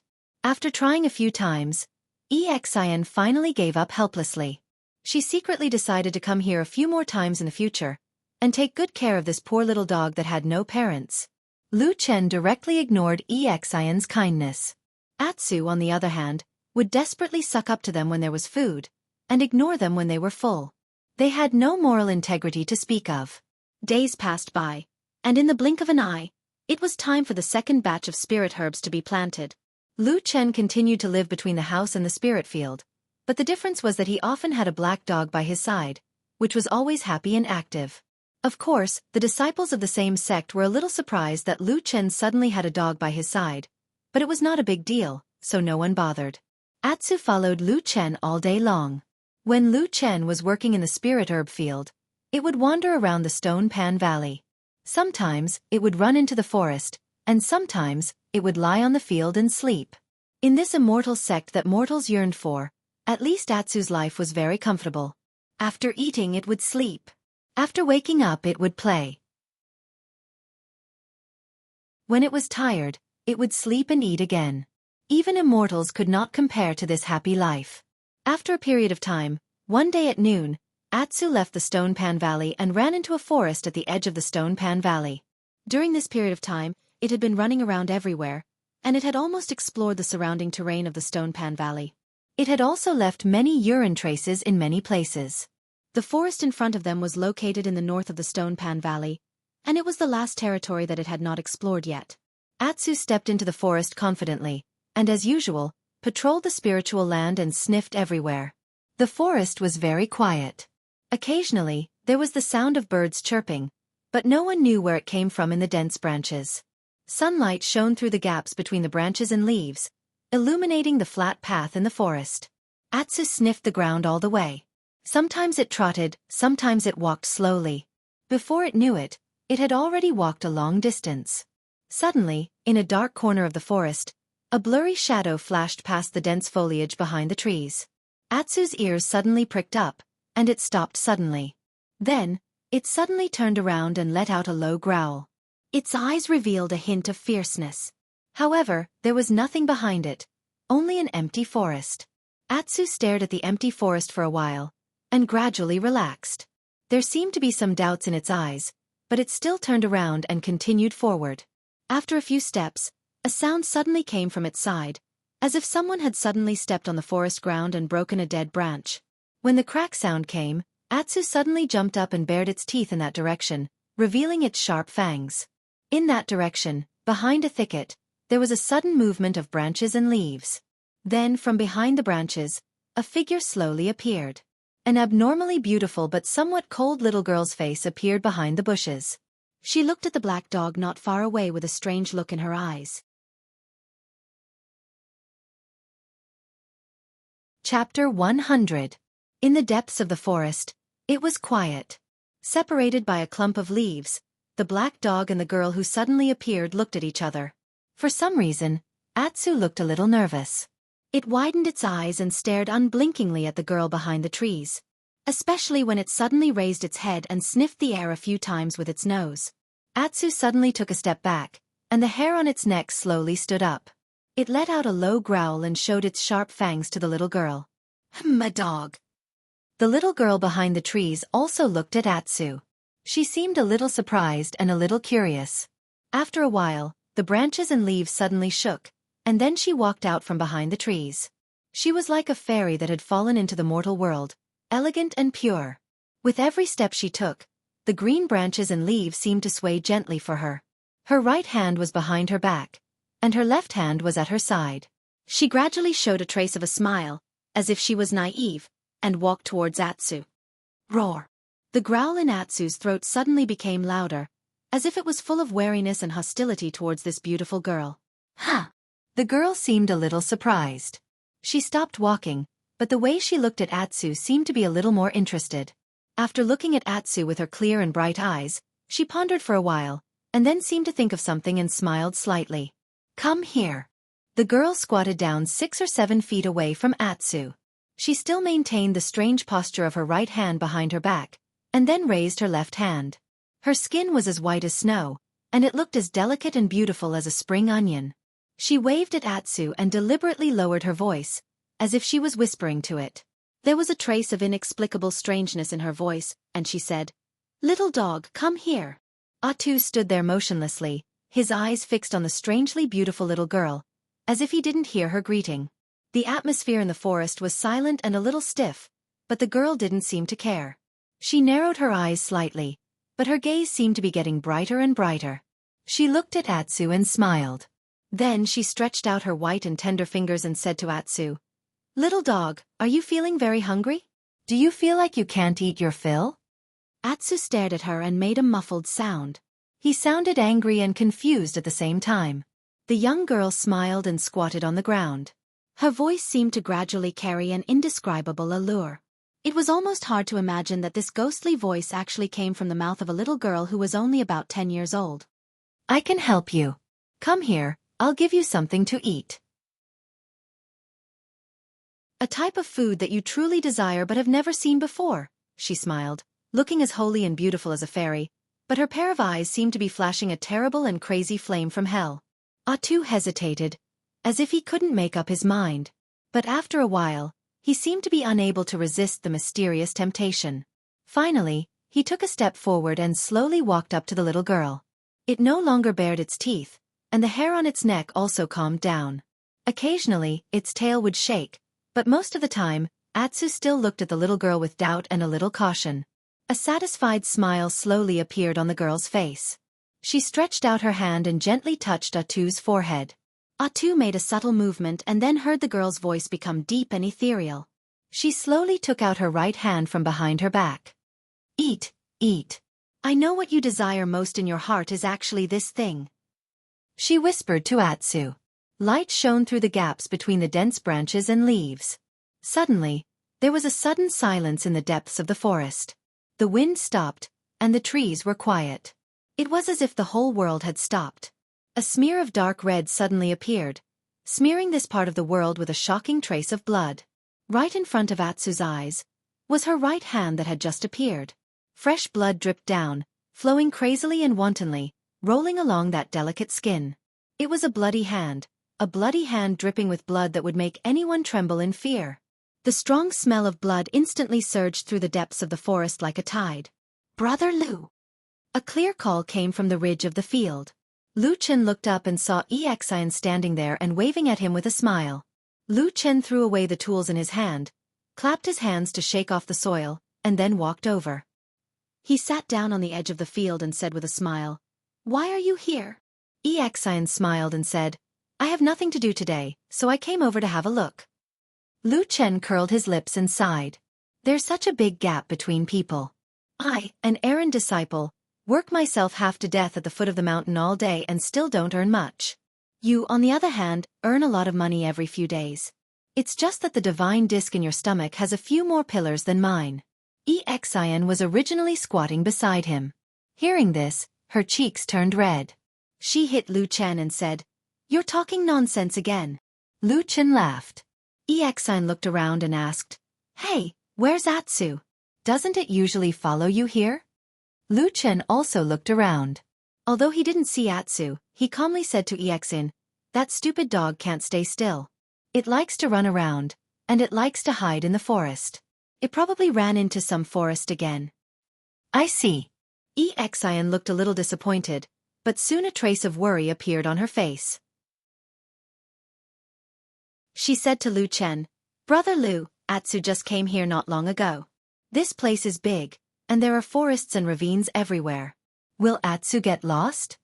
Lu Chen waved his hand indifferently and said, "It's okay, you don't have to worry." Xian looked at Lu Chen helplessly. She didn't know why this brother Lu was so confident. Anyway, if it was her, she wouldn't be able to do it. But now that they couldn't find Atsu, she had no choice but to suppress the trace of worry in her heart and said to Lu Chen, "Brother Lu, have you thought about what you want me to do?" Lu Chen looked at the mountains in the distance. Without turning his head, he casually replied, "What is it?" Xian said, "Didn't you say last time that if you help me come up with an idea, I will promise to do one thing for you?" "Oh, that thing." Lu Chen seemed to have come to a realization. He turned to look at Xian with a relaxed expression and said with a smile, "Why, are you in a hurry?" Xian shook her head and said, "Of course I'm not in a hurry. But that thing, you really helped me a lot. I want to repay Brother Lu." Lu Chen said, "I haven't thought about it yet. Let's talk about it when I think about it." "Okay then." Xian seemed to feel a little sore in her legs after squatting for a long time. She directly landed on the ridge of the field beside Lu Chen. Lu Chen looked at her and said, "Aren't you afraid of the soil?"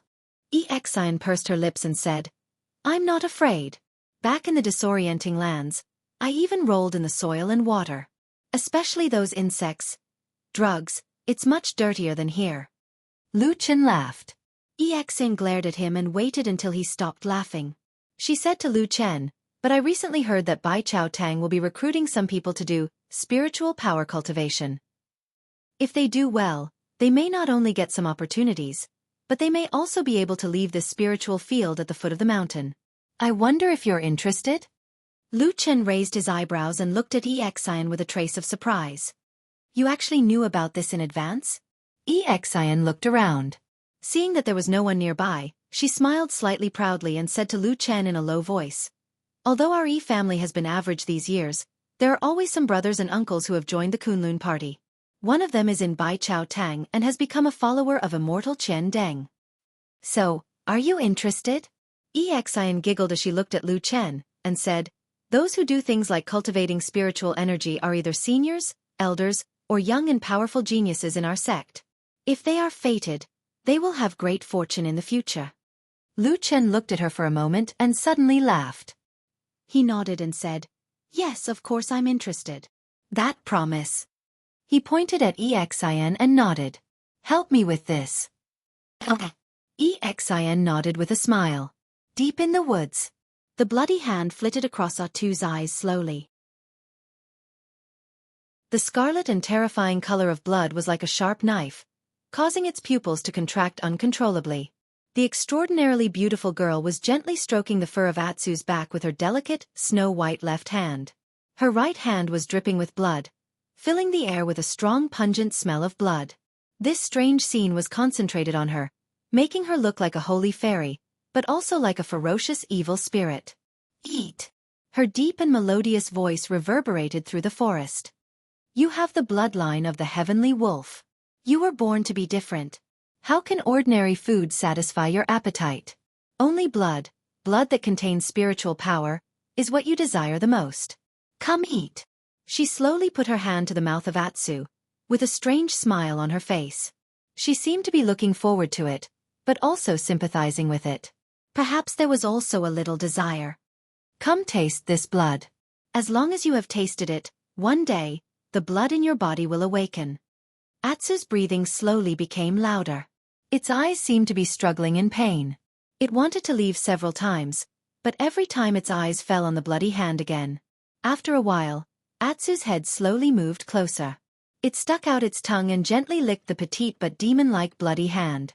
The blood dispersed and melted into its mouth. The light in the woods quietly dimmed. Unknowingly, it was already dusk.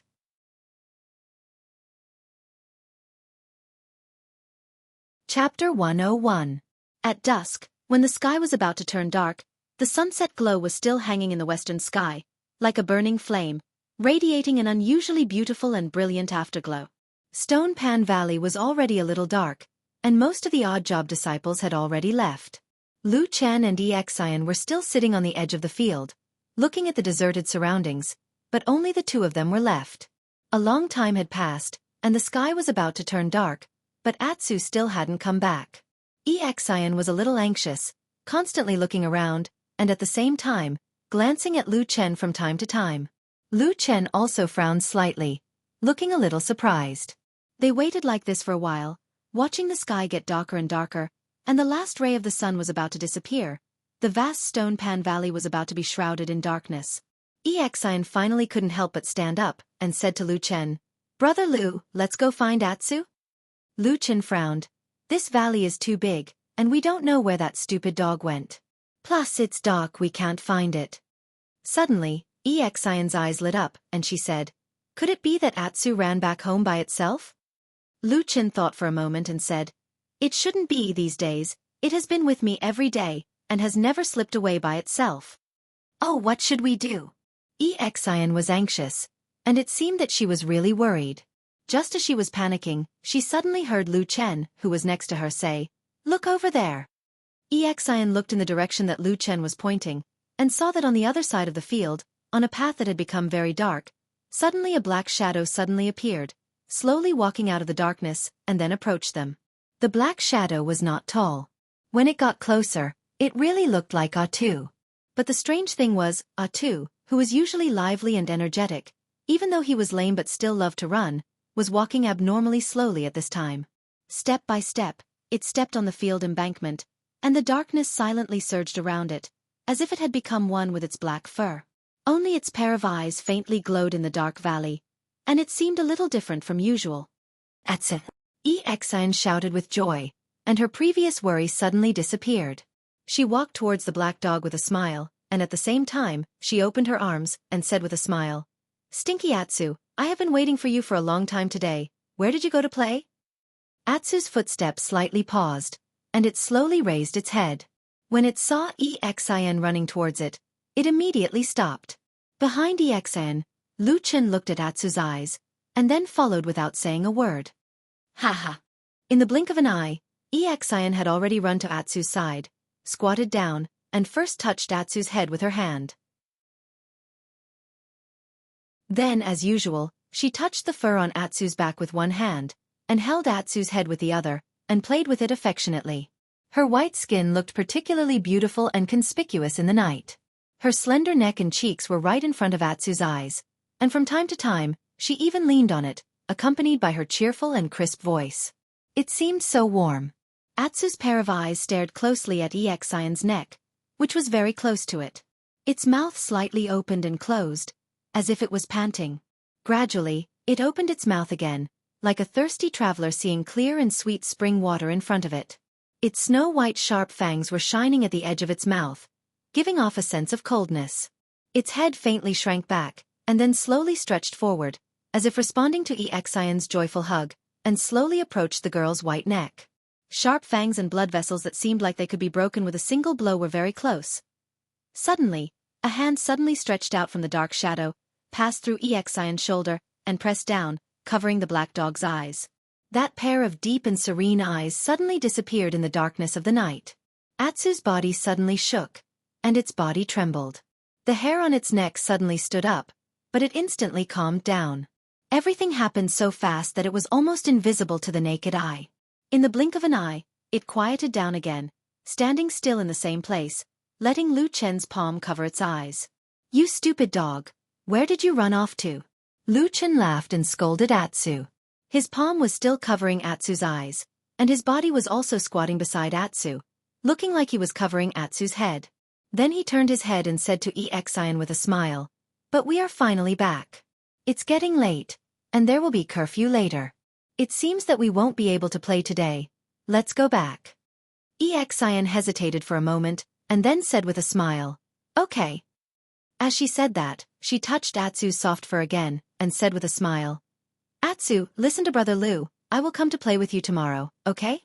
But you can't just run out and come back so late again." Atsu stood still, its eyes were still covered by Lu Chen's hand, and it remained silent.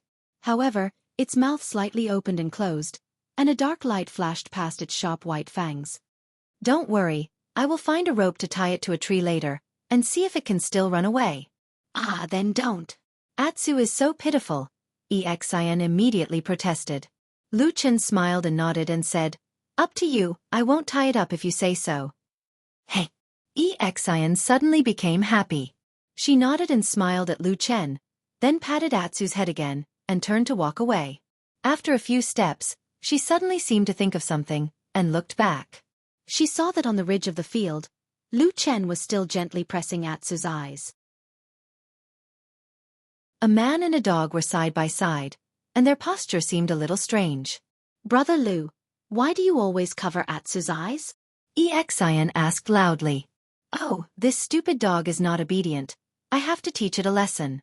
I will bring it back later," Lu Chen replied with a smile. Xiaofan replied with an "oh," turned around and continued to walk, and soon disappeared into the night. When the last remnant of the girl also disappeared, only Lu Chen and Atsu were left in the entire valley. At this time, the sky was completely dark, and darkness spread from all directions, completely swallowing their figures. In the darkness, Atsu was still standing quietly, as if it was waiting for something. After a while, it suddenly felt that its eyes were loosened, and then the palm that was covering its eyes slowly moved away. The face of the man in the darkness appeared in front of it, like a shadow in the dark night, blurry and indistinct. There was only a pair of bright but stern eyes, staring coldly into Atsu's eyes. Between heaven and earth, suddenly, there was a cold wind blowing. It was bone-chilling, as if it could freeze and solidify blood. Atsu took a step back, then slowly, gently lowered its body to the ground, like an obedient subject, bowing its head in front of a powerful king. In its mouth, there was a low whimpering sound. Lu Chen stared at Atsu for a while, suddenly stood up, turned around, and walked away. At the same time he said lightly, "It's late, let's go back." In a secluded valley, in a simple and deserted hut, Lu Chen lit a candle. The door was closed, and the window was tightly shut, so this lonely hut seemed to be isolated from the outside world, becoming a small world. Atsu was lying at Lu Chen's feet, looking a little sleepy and tired, but it didn't fall asleep. It put its head close to Lu Chen's ankle, slightly rubbing against it. Its long black tail would shake from time to time, but it was still unusually quiet. Lu Chen sat alone in silence for a long time, frowning slightly, as if he was thinking about something. After a long time, he suddenly bent down and sat directly on the ground. At the same time, he reached out and picked up Atsu, and put it on his feet. An inexplicable aura seemed to be faintly exuding from his body. Atsu twisted its body uneasily, but after glancing at the expressionless Lu Chen, it quickly calmed down and quietly lay in his arms. Lu Chen's eyes swept over Atsu's body, staying for a long time on its eyes, then suddenly reached out and opened Atsu's mouth. Snow-white sharp fangs were exposed in front of him, mixed with a faint, almost imperceptible smell of blood. Lu Chen's expression changed slightly.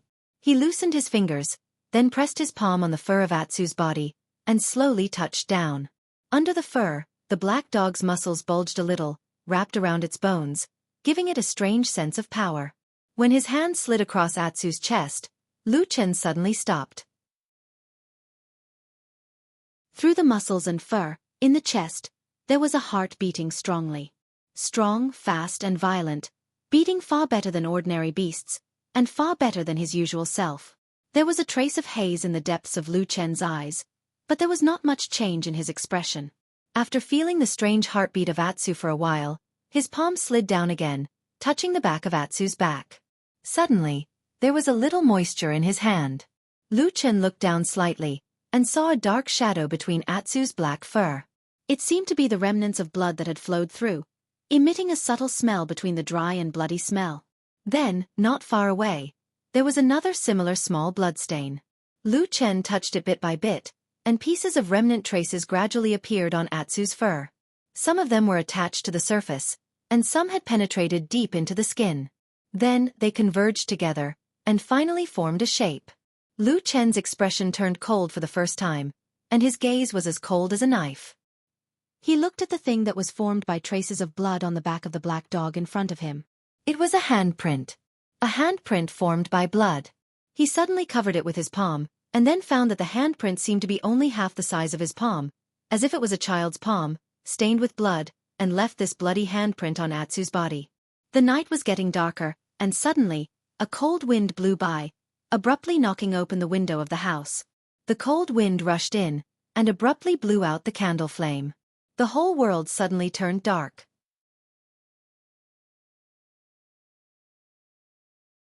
Chapter 102.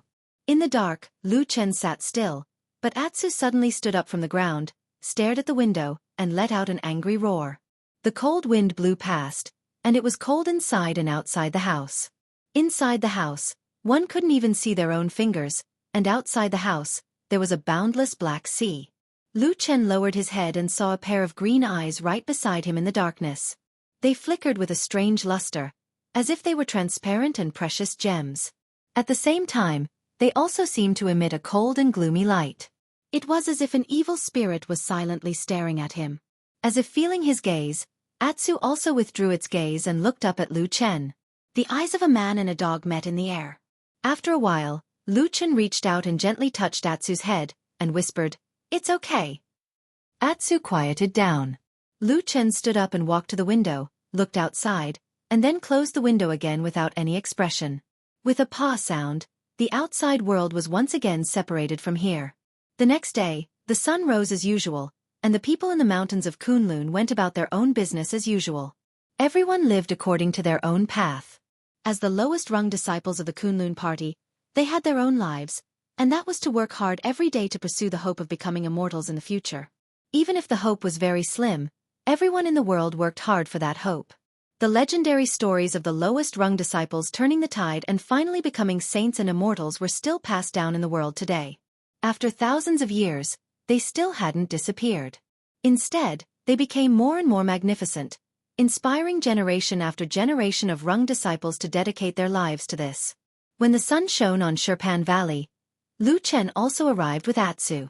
There was no lack of people who came earlier than him, so at this moment, there were already figures working in the large spiritual fields.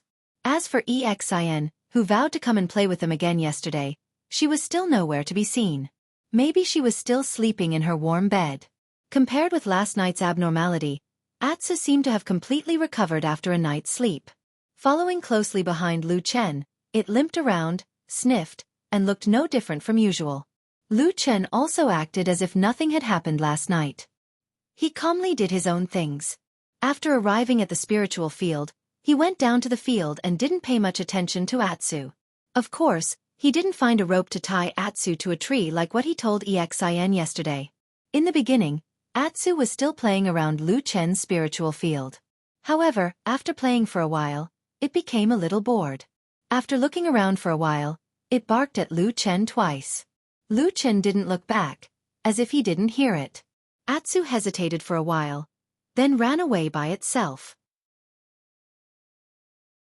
Nowadays, Atsu was very familiar with the Xiaofan Valley. The crisscrossed ridges of the fields were no problem for it. Soon, it ran out of the spiritual field and came to the edge of the forest. However, as it walked, the forest appeared in front of it again. It stood silently in front of the black dog. Atsu was obviously a little hesitant. After hesitating for a while, it lay down on the ground and stood up again. After walking a few rounds, it finally slowly walked into the forest. This forest was very cold. The deeper it went, the quieter it became. Gradually, it seemed that even the sound of birds could not be heard. The forest should be full of vitality, but for some reason, it gave people a sense of coldness and desolation. Atsu walked slowly, his pair of dog eyes looking around vigilantly, as if he was very careful. After walking for a while, it suddenly stopped and looked around. It found that this was the place where it met the mysterious little girl yesterday. Woof, woof, woof. Atsu barked twice. A gentle breeze blew through the forest, and the green leaves swayed gently, but no one responded. Atsu waited for a while. It seemed to be a little confused, but it also seemed to be relieved. It turned around and was ready to leave. However, at this moment, a low laugh suddenly came from the depths of the forest. The voice was clear and melodious, like a wind chime gently swaying in the breeze. The person was not there, but it was already a beautiful picture. After a moment, the voice was soft, drifting with the wind. Puppy, come. Atsu widened its eyes and looked at the dense trees in the depths of the forest. After a moment of hesitation, it still walked over. A few fresh green leaves that had yet to wither strangely fell from the tree overhead. The leaves swayed slightly, and a moment later, a beautiful and immature face of a little girl appeared from behind the leaves. She looked at Atsu with interest and giggled. Her eyes flashed with a strange light, like the eyes of a snake, beautiful and dangerous. Or because of the danger there was a strange beauty. Atsu suddenly stopped and raised its nose to sniff the air. There was the smell of blood. It was much stronger than yesterday. You smell it? The little girl looked at Atsu and smiled. Then she stretched out her white and tender left hand and waved at it. Come here, I'll show you something. Atsu hesitated for a moment and stared at the little girl. For some reason, it did not continue to move forward. The girl seemed a little surprised. After thinking for a while, the smile on her lips seemed to be a little wider. She did not say anything more and just slowly pushed the branches and leaves in front of her. A blood-red light flashed in front of it in an instant, and the smell of blood in the air became thicker. Come here, don't you like the smell of blood the most? The beautiful girl's soft voice seemed to be inexplicably tempting. Don't be afraid, you were born to drink blood. Come here, come here. Atsu's body began to tremble slowly, and its eyes flickered with a strange light. But at this moment, suddenly, on the other side of the forest, someone suddenly snorted. Suddenly, a black shadow flashed, like a ghost, and swept into the back of the forest in a blink of an eye. It was Lu Chen. A cry of surprise suddenly came from the back of the forest. Atsu was also stunned on the spot, as if it was dumbfounded for a moment. And in this short span of a few breaths, there was a series of muffled sounds. No one knew what was happening behind the thicket, but after a while, there was a sudden roar, and a large tree was directly snapped in half. The entire thicket came crashing down. The incomparably strong smell of blood instantly hit them in the face, and the dark red color soared into the air. On the ground behind the forest, there was an unrecognizable beast lying on the ground. At this moment, it was already dead. What was unbearable to look at was that the corpse was covered with cuts and bruises. No one knew how many wounds it had been cut, and blood flowed everywhere. Two figures turned over from behind the forest and entangled with each other. They suddenly started fighting fiercely. It was Lu Chen and the little girl who seemed to be just over 10 years old. What made one speechless was that in this small space, both of their moves were exceptionally vicious. Strangling the throat, gouging the eyes, hammering the chest and hitting the groin. Every move and every style were aimed at the vital parts of the body. But one by one they were neutralized by the opponent, and then they would be greeted with even tougher and more terrifying killing moves. This kind of fighting style completely lacked the elegance and nobility of a normal cultivator displaying their supernatural powers. There was not even the slightest bit of the legendary celestial bearing. How was this the Kunlun Mountains of a famous cultivation sect? This was clearly the most despicable and vicious killer in the mortal world. The most shocking thing was that the little girl was obviously very young, but she was so ferocious that it made people's hair stand on end. She was even no weaker than Lu Chen. But in the end, Lu Chen seemed to have the upper hand. It was not because of his viciousness and profound skills. But in this strange yet exceptionally dangerous close combat, the little girl's strength after sustaining for a while, finally weakened. The beast's blood stained their bodies, and even the girl's beautiful face was stained with blood, making her look even more ferocious and ferocious. She panted fiercely. Both her hands were grabbed by Lu Chen. Suddenly she screamed and directly used her teeth to bite Lu Chen's throat. This time Lu Chen was caught unprepared. He groaned in pain and felt a burst of pain coming from his neck. With a roar, he suddenly lifted his leg and heavily kicked that girl's abdomen. The girl cried out involuntarily. Her entire body was sent flying by the impact, but she floated in the wind for a while. She trembled at first, but she quickly restrained herself. Like a feather, she landed directly on a tree trunk, and then silently slid down. Like a ferocious cub. Her face was stained with blood, her eyes filled with murderous intent. Panting heavily, she coldly looked at Lu Chen. Lu Chen reached out and touched his neck. His hand was wet. When he put it in front of his eyes, half of his palm was covered in blood. He raised his head and glanced at the girl not far away. Then, without changing his expression, he tore off a piece of his robe, wrapped it around his neck, and tied a knot. "You're even fiercer than a dog," Lu Chen said. The girl narrowed her eyes slightly, and a dangerous light flashed in the depths of her eyes. Suddenly, her body shot out like a spring, but she did not pounce on Lu Chen. Instead, she strangely rushed towards the black dog standing on the side. The sound of the wind was fierce, and the momentum was like a knife, as if it would tear Atsu apart in the next moment. This caused the black dog's body to curl up and retreat in fear. At this moment, Lu Chen's figure suddenly cut in from the side. In an instant, he knocked away the terrifying girl in mid-air. At the same time he shouted, "Run, Atsu!" Atsu was still in a state of shock. It subconsciously tucked its tail between its legs, turned around, and fled. In the blink of an eye, it had run far away and disappeared into the forest. However, perhaps because it was too panicked, the stupid dog ran in the wrong direction. Instead of running out of the forest, it rushed deeper into the forest. The figures in the air separated and landed on the ground. Both of them groaned in pain at the same time. Blood flowed from Lu Chen's neck again. The piece of cloth that had just been tied around his neck had disappeared, revealing the terrible wound. At the same time, there were 3 shocking claw marks. He had been attacked by the girl just now. After the girl landed on the ground, she staggered 3 steps back. Her beautiful eyebrows were tightly knitted together, and she sucked in a breath of cold air. She clutched her lower abdomen tightly with her hands. Between the gaps of her white, jade-like fingers, dark red blood slowly seeped out. Among the bloodstains under her clothes, there was a vague, bloody wound. It was a sword wound. It was a wound that had been ruthlessly stabbed by a sword. It was a merciless, murderous wound. In the midst of the blood, her face became pale.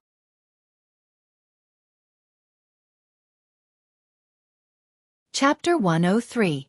She raised her head to look at Lu Chen, and finally her eyes fell on Lu Chen's hand. There seemed to be an afterimage of a black dagger passing by, and then quickly disappearing, as if it had always been empty. The girl's cheeks became increasingly pale, and more blood flowed out of her lower abdomen, dyeing her fingers red.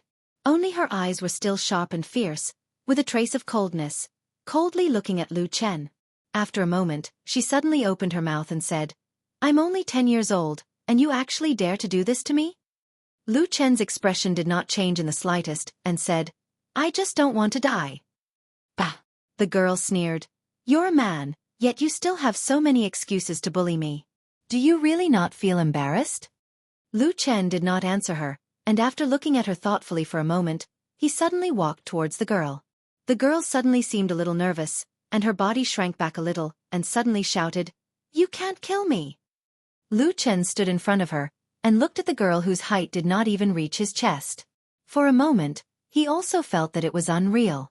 No one would have thought that this girl, who was as beautiful as a fairy, would actually have such a dangerous and cruel side. The scene of seeing her at the Kunlun mountain gate that day flashed in his mind. Lu Chen's heart moved and he frowned. "Why? I have a great background, if you dare to touch me, you're dead." The girl fiercely threatened him. Lu Chen raised his eyebrows, as if he was a little interested, and said, "Oh, so powerful? Tell me." The girl seemed to hesitate for a moment, but glanced at Lu Chen's eyes that seemed to vaguely become a little cold, and hurriedly said, "I'm about to become Hakushin Jinkuan's third pro-disciple." Ha! This time, Lu Chen was really shocked, and he couldn't help but size up the girl again. What kind of person was Hakushin Jinkuan? In the Kunlun party, he was a peerless master who stood side by side with Lord Tianlan. Even the current leader of the Kunlun party, Immortal Idol Month, was only his eldest disciple. Everyone knew that Hakushin Jinkuan only had 2 disciples. One was Zhenren Idol Month, and the other was Jin Dan Friar Zhuoxian.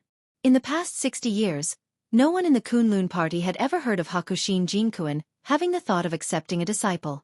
That was a perfected cultivator of the soul formation level, the most powerful figure in the cultivation world of the Divine Land. A 10-year-old girl actually dared to say that she wanted to become a disciple of a true monarch?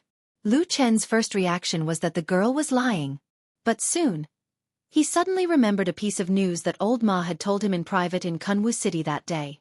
He frowned and took a step forward, almost within reach of her. He stared into the girl's eyes and said, "Could it be that you're the legendary genius of the 5 pillars that only appears once in 1,000 years? The girl was startled. She seemed a little surprised, but then she said with a bit of arrogance, "Yes, it's me. Now you know that I didn't lie to you." Before she finished speaking, Lu Chen suddenly raised his hand and struck the back of the girl's head. Immediately, the girl's beautiful face turned pale. She let out a low groan and her body fell forward. Halfway through, she closed her eyes and fainted. Lu Chen reached out and hugged her. His brows were tightly knitted as he mumbled, "What the hell, why am I so unlucky?" The black dog ran madly through the forest in a panic. Before he knew it, he had run far away. When he came back to his senses, he found that he was already on top of another mountain. This place was probably no longer within the boundaries of Stone Pan Valley. This mountain was also a bit different from the others. There were basically no tall trees on the mountain. Instead, most of the places were covered with verdant grass. In particular, the gentle slope at the foot of the mountain was covered with a large meadow. The mountain breeze blew and the grass rose and fell like waves. It was like a soft green carpet of grass. Anyone who saw it couldn't help but want to roll around on it.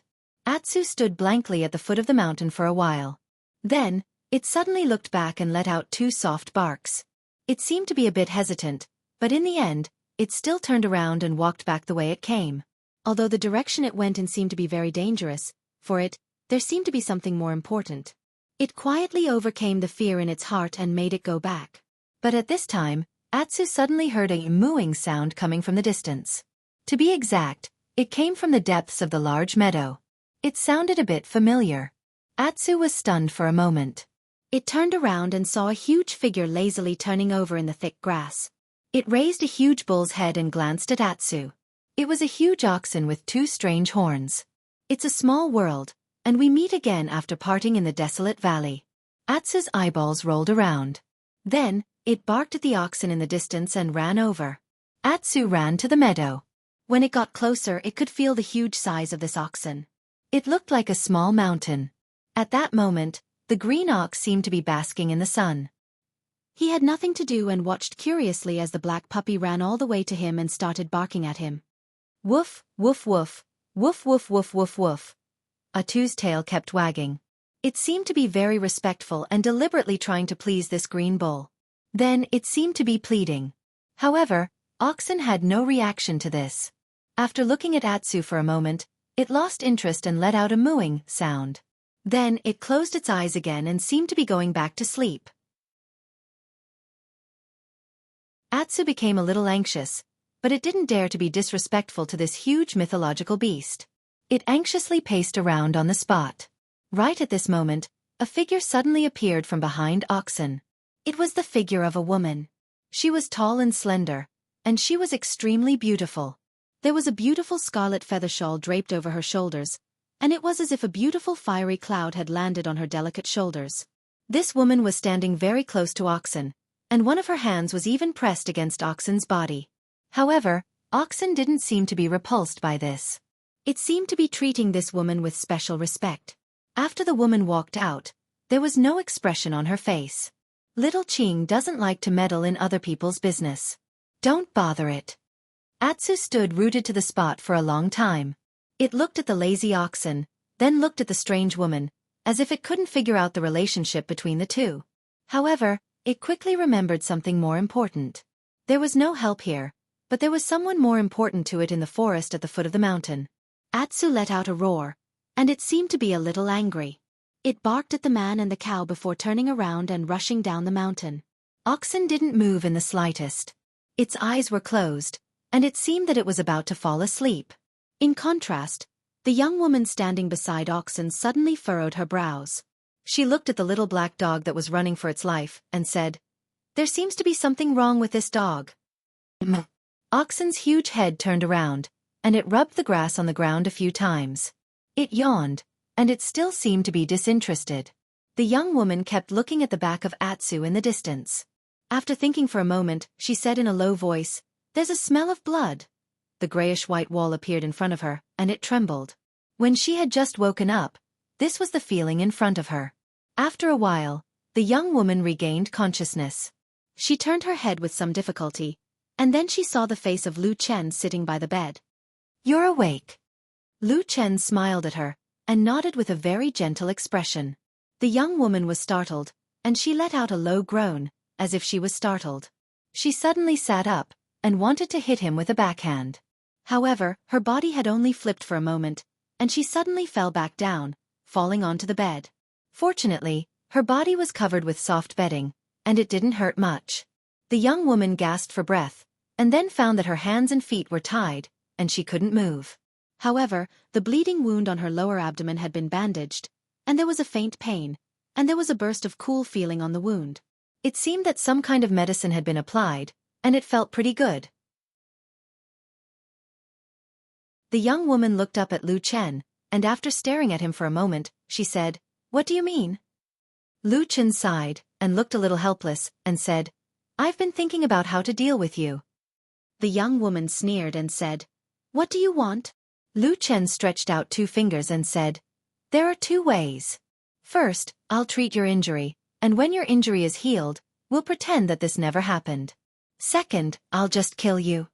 When the young woman heard the first way, her face was full of contempt, and her face was full of disdain, but when she heard the second way, she was shocked and said angrily, "How dare you? You dare to kill me?" Lu Chen said seriously, "I have no other way." The young woman became even angrier and said angrily, "What do you mean by no other way? Why do you have to kill me? I didn't provoke you. Don't tell me it's because I wanted to steal a few seed of asparagus from you in that broken shop a few days ago? I say, you look quite good, but how can you be so vicious?" Lu Chen said, "What you scolded me with just now, except for one thing, is wrong. I'm not that kind of person." The young woman stared at him, and after a moment, she sneered, "You just said that you want to kill me. But tell me, what did I say just now?" Lu Chen coughed and said, "That shop is indeed a broken shop. There's no other way, the shop owner is stupid. As for the rest, I won't admit it." Tise. The young woman snorted, looking like she obviously didn't believe him, but after these words, the atmosphere between the two eased up a bit. After a while, the young woman thought for a moment and said, "I've already told you my identity. If you're not afraid of angering true monarch, then go ahead and harm me." Lu Chen said, "I don't want to harm you."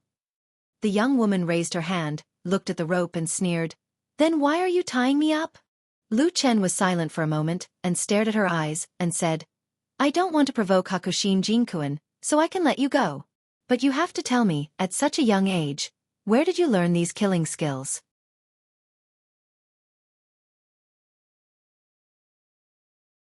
Chapter 104. I don't have the ability to kill people. The little girl flatly denied and sneered, "Go out and ask around. I'm a girl who grew up in Kunwu cities by clan. I'm pure, upright, dignified, gentle, and lovable. It would be strange if anyone would believe your words."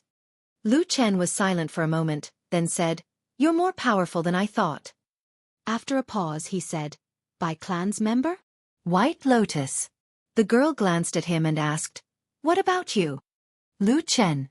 White Lotus, who was born with a devastatingly beautiful face at such a young age, sized up Lu Chen with her bright eyes, then looked around the room and said, "You're still a part-time disciple." Lu Chen smiled and said, "My aptitude isn't good. I've made a fool of myself." Humph. White Lotus seemed to be a bit young after all.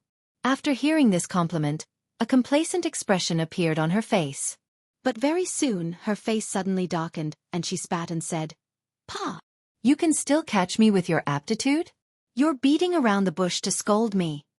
Lu Chen smiled and shook his head, not saying anything. White Lotus rolled her eyes and suddenly looked at him with interest. She said, "Speaking of which, how can a part-time disciple have such messy abilities? What's your background?" Lu Chen said, "I used to kill pigs. I've seen blood and fought before.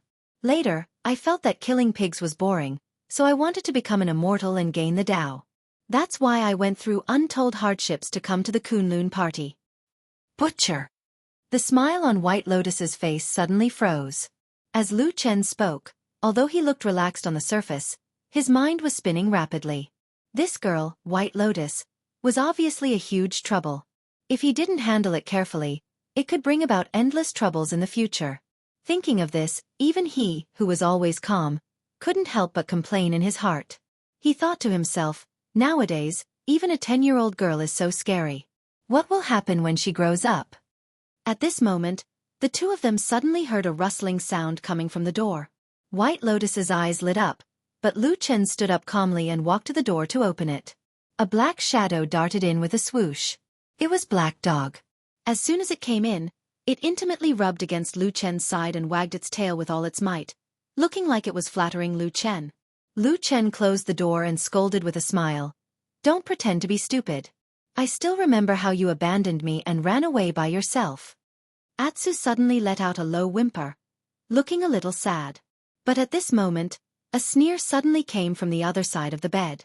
It was White Lotus who was lying there and sneered, "Who's pretending? I clearly remember that you told this black dog to run away first, and now you're blaming the dog? Can't you have a conscience when you speak, uncle?" "Uncle." Lu Chen's face darkened, but before he could retort, Atu had already turned around to look at the young girl lying on the bed. He immediately let out an angry roar as the hair on his neck stood on end. He bared his teeth and roared fiercely at Bai Lian. It looked like he was about to rush up and bite her if he didn't agree with him. "Uncle." Lu Chen's expression darkened. White Lotus, however, was not afraid at all. She looked at Atsu and sneered, "Stupid dog, if you bark at me again, I'll skin you." Atsu was getting more and more annoyed, but it seemed that it was really a little afraid of White Lotus. It barked repeatedly, but it stayed at the feet of Lu Chen and did not rush forward even half a step. Lu Chen kicked Atsu's butt and scolded, "Idiot, she's tied up by me. What are you afraid of?" Atsu stared at White Lotus. Sure enough, it saw that White Lotus was lying on the bed with her hands and feet tied up. It suddenly became excited and rushed over with a loud bark. It rushed in front of White Lotus like a wolf or a tiger, opened its big mouth and bit randomly in the air, threatening her. White Lotus was so angry that her little face turned pale. She blocked a few times with her hands and then said angrily, "Stupid dog, you're really as heartless as your master. Did you forget that I gave you your favorite thing?" Atu whimpered a couple of times. It looked like it couldn't understand human language anymore, but it still managed to sneak a peek at Lu Chen from the corner of its eyes as it bared its fangs. Lu Chen walked over and said with a slight frown, "By the way, this is also something I want to ask you. How do you know about blood food?" White Lotus' face suddenly changed, but then she snorted and turned her head away. She had a look of, "I don't understand what you're talking about, and I'm too lazy to say more." Lu Chen's face darkened and said indifferently, "Blood food is a secret method passed down from generation to generation in the southern barbarians. Only the great shamans and priests can practice this method, and it has never been passed down in the Central Plains. Do you know that once I report this matter, you may be directly burned to death in front of this Kunlun mountain, not to mention becoming a disciple of a true monarch?" White Lotus' face changed several times in a row. She turned her head to look at Lu Chen, and her eyes became cold. She said, "You're just a butcher, how do you know so much? How many secrets do you have in secret? I don't think I need to tell you. A janitor disciple with ruthless means, astonishing strength, and knowing so many secrets. If I were to say, you might even be a spy of the evil sect. If we really shed all pretense of cordiality, do you believe that you won't be able to live?" Lu Chen lowered his head slightly. After a moment, he shook his head and said slowly, "I'm not a spy of the evil sect. Who would believe that?" White Lotus sneered and said. She stared at Lu Chen, her eyes as cold as a snake. There was a short silence in the room. For a moment, no one spoke. But both sides were still staring at each other. No one was willing to step back. The atmosphere became somewhat tense. Atsu was still fiercely baring its fangs at the side. But after baring its fangs for a long time and almost dripped its saliva onto the bed, Atsu suddenly realized that the other two people didn't seem to have the intention to look at it. The two of them stared at each other, threatening each other with their fiercest eyes. From Atsu's point of view, it seemed that these two humans were angrily competing whose eyes could stare wider and whose eyes could last longer without blinking. Atsu suddenly felt a little embarrassed. It awkwardly closed its mouth and swallowed its saliva. Then, looking at the two people who were staring at each other, it decided to help its master. Woof woof, woof woof woof woof. The black dog suddenly roared. Then, it jumped up and opened its big mouth to bite down on White Lotus's face. Lu Chen and White Lotus, who were confronting each other and trying to overwhelm each other's imposing manner, were startled at the same time. White Lotus cried out in alarm and subconsciously leaned to the side. But Atsu was very close to her, so how could she dodge in such a hurry? In a moment of desperation, White Lotus's complexion suddenly darkened. Her bound wrists suddenly leaned against her chest as if she had grabbed something. On the side, Lu Chen's heart stirred. He hastily shouted, "Atsu, don't act recklessly." For a proud daughter of heaven like White Lotus, no matter how she behaved in private, she was, after all, the daughter of an influential family in Kunwa City. Moreover, she was destined to become Hakushin Jinkuan's disciple. It would be strange if a person with such an identity didn't have any life-saving trump cards.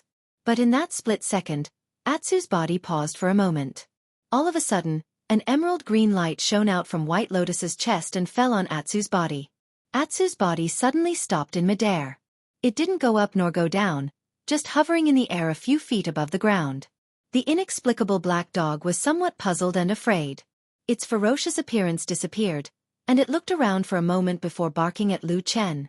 Lu Chen's complexion changed when the green light shot out, but then he felt that the power within it wasn't fierce and it didn't have any killing intent, so his expression relaxed a little.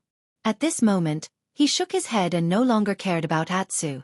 Instead, he turned to White Lotus and said, "I don't care what you think. In short, from the beginning, I didn't take the initiative to cause trouble for you. Since both of us have some unspeakable secrets, I think we might as well shake hands and make up. What do you think?" White Lotus's pair of bright eyes stared at Lu Chen, as if trying to see through the heart of the man in front of her. After a moment, she suddenly sneered and said, "Don't just say nice things, let me go first."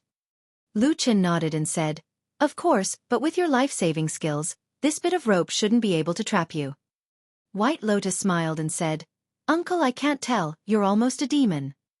As she said that, the green light in front of her suddenly flashed, and Atsu was bounced out and fell on the ground beside the bed. Then the green light slightly sank, flashed past her hands and feet, and the ropes immediately broke. White Lotus rubbed her wrist and sat up, then looked at Lu Chen with a smile that was not a smile and said, Then let's have a good chat now? Lu Chen looked at the green light that was still flashing incessantly in front of her chest, nodded and said, Sure, but you put this thing away first. White Lotus snorted and said, I'll put it away, who knows if you will suddenly get greedy and try to harm me again. Lu Chen said, If I want to harm you, just now when you weren't awake, I have already done it countless times. White Lotus's cheeks turned slightly red, glared at him and said, Already so old, fighting with a little girl like me and still using underhanded methods to plot against me, don't you have any shame? Lu Chen closed his eyes, shook his head and pretended not to hear. After a sigh he said, Quickly put it away. White Lotus took a deep breath, turned her wrist, the green light flashed and slowly retracted back into her palm. Lu Chen looked at the green light with some curiosity and said, I have never heard of such a treasure before, it seems to be incomparably rich in wood spiritual qi, is it some kind of wood heavenly treasure? White Lotus didn't pay attention to him, probably because she didn't want to reveal the secret. The green light in her palm flickered, wavering non-stop. Lu Chen waited for a while but saw that the green light didn't seem to retract much. He couldn't help but said, Hey, do you still want to talk or not? Why did you take so long to retract this thing? Before he finished speaking, he suddenly heard White Lotus cry out in alarm, her face instantly turned pale, and she said involuntarily, No, why can't I control it? Lu Chen's heart jumped. He suddenly looked up, only to see that the green light suddenly burst out in White Lotus's palm. The light was so bright that he could even faintly hear a terrifying whistling sound, like a violent wind passing by. After a moment, a green light suddenly rushed out, like a sharp sword. It directly pierced into Lu Chen's heart.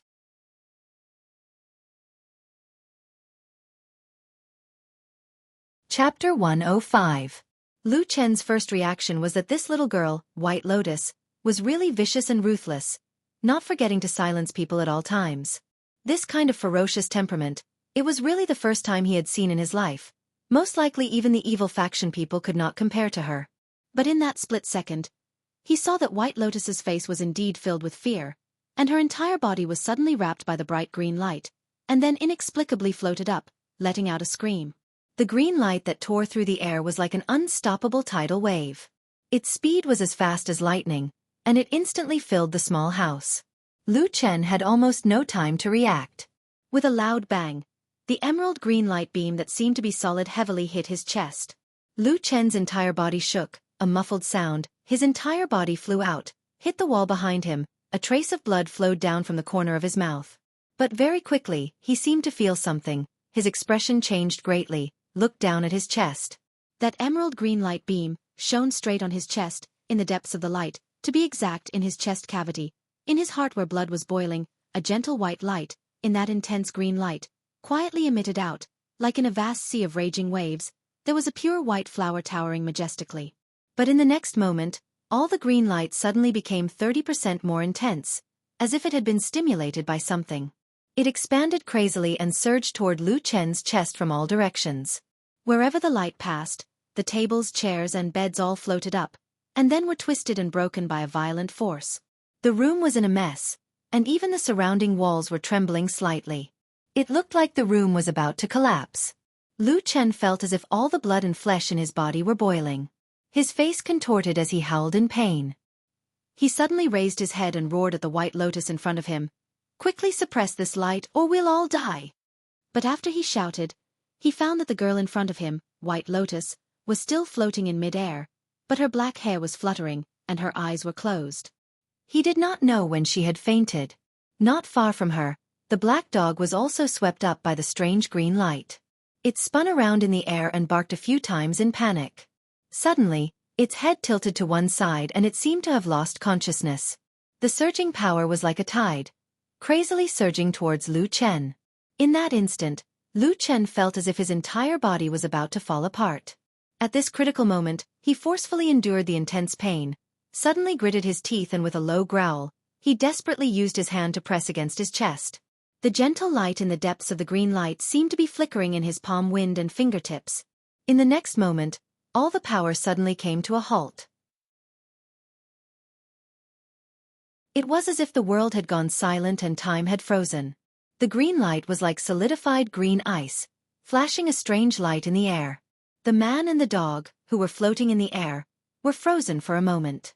Then, after that moment, everything disappeared with a loud bang. The light dissipated with a roar, the figure disappeared into thin air, everything returned to nothingness. In the small hut, like a whirlwind sweeping away the clouds, everything disappeared. Green light, white light, Lu Chen, White Lotus and even Atsu, in the blink of an eye, all disappeared. Only the garbage fragments that were originally blown into the air suddenly lost their support, and then like rain, they fell to the ground, a mess. After an unknown period of time, Lu Chen suddenly felt a warm and moist feeling on his face. He shook his head, feeling that his eyes and ears had not calmed down, it was still a mess. He closed his eyes and rested for a while, that strange feeling slowly receded, and then he opened his eyes. A tongue licked him next to him, a low whining sound came, it was Atsu's voice. Lu Chen took a deep breath, smiled at Atsu, and then sat up.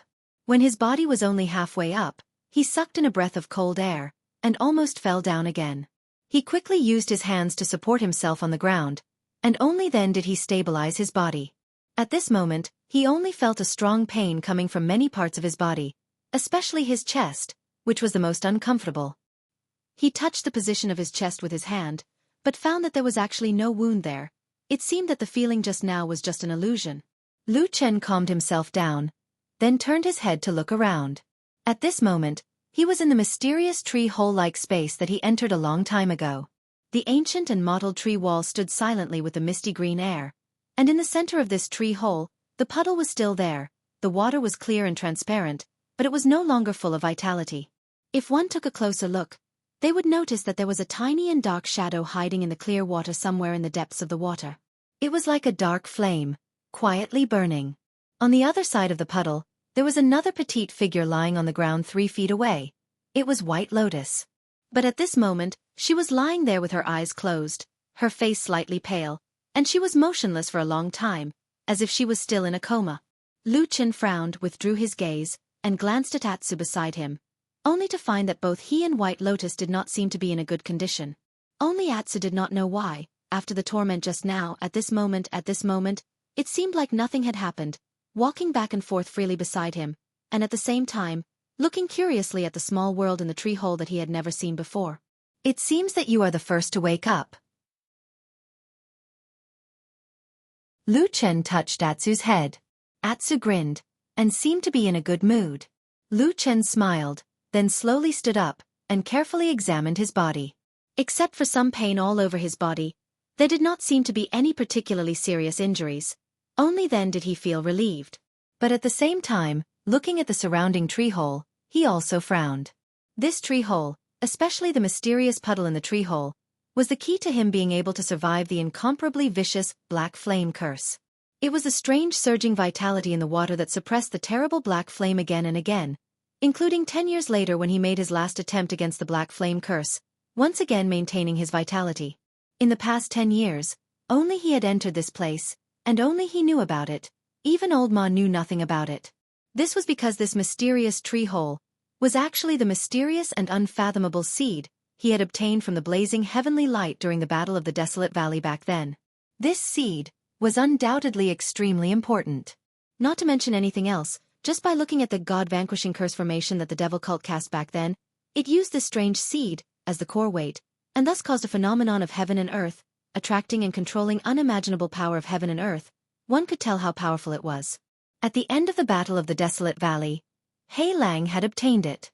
Then, under some strange circumstances, the seed had actually silently hidden itself in his body. To be precise, it had somehow penetrated deep into his heart. It was also from then on that the seed seemed to have merged with Lu Chen, and Lu Chen soon discovered that there was another strange space in the seemingly small seed, and he could actually enter and exit this mysterious tree hole in that feeling of flesh and blood connection. At the same time, he found the life-saving spiritual water of life in the tree hole. Over the past 10 years, it was all thanks to this seed and the mysterious tree hole that Lu Chen was able to barely survive. even though he had still endured unimaginable pain along the way. However, when he fought against the Black Flame Curse in Qingshitang village, he was lucky to survive, but he had already used up all the spiritual water of life. From then on, he rarely entered this mysterious tree hole. This was because in the past 10 years, he had of course explored this tree hole countless times. Every inch of the ground, every inch of the tree bark, including the hazy green gas. He had carefully explored it all. However, the disappointing thing was that apart from the amazing spiritual water of life in the puddle, he had not found anything else in this tree hole. It seemed like this was just a space that contained the spiritual water of life. Even so, it was actually quite amazing. Lu Chen was not a greedy person, so after his fruitless exploration, he did not continue. Until today, when the green light suddenly brought him, White Lotus, and Atsu into this place. Green light. Lu Chen suddenly raised his eyebrows and suddenly turned around, his eyes bright as he looked at White Lotus, who was still unconscious on the ground. Walking around the puddle, Lu Chen slowly walked to White Lotus's side and then squatted down. His gaze lingered on White Lotus's young but beautiful face for a moment. She was still unconscious and looked like she was asleep. At this moment, she was so quiet that she was like an ordinary girl. The inexplicable fragrance of innocence was like a flower that had just bloomed, and there was a breathtaking beauty about her. Some of her black hair slid down from her temples and rested on her gentle and fair cheeks. The little girl seemed to be dreaming of something. There was no longer any pain, anger, or viciousness on her face. The corners of her mouth were slightly pursed, as if she was smiling. That smile was so sweet. Could it be that she was dreaming of the person she loved the most? Lu Chen had never seen a person's temperament change so much when they were asleep. However, he quickly thought of something else. When White Lotus was awake in front of others, she seemed to have the temperament of a cold fairy. This little 10-year-old girl, how could she have so many different faces? Which one was the real one? Lu Chen silently stared at her beautiful face for a moment, then his gaze moved down to White Lotus's chest. Under the corner of her clothes, there was a soft but green radiance quietly flashing.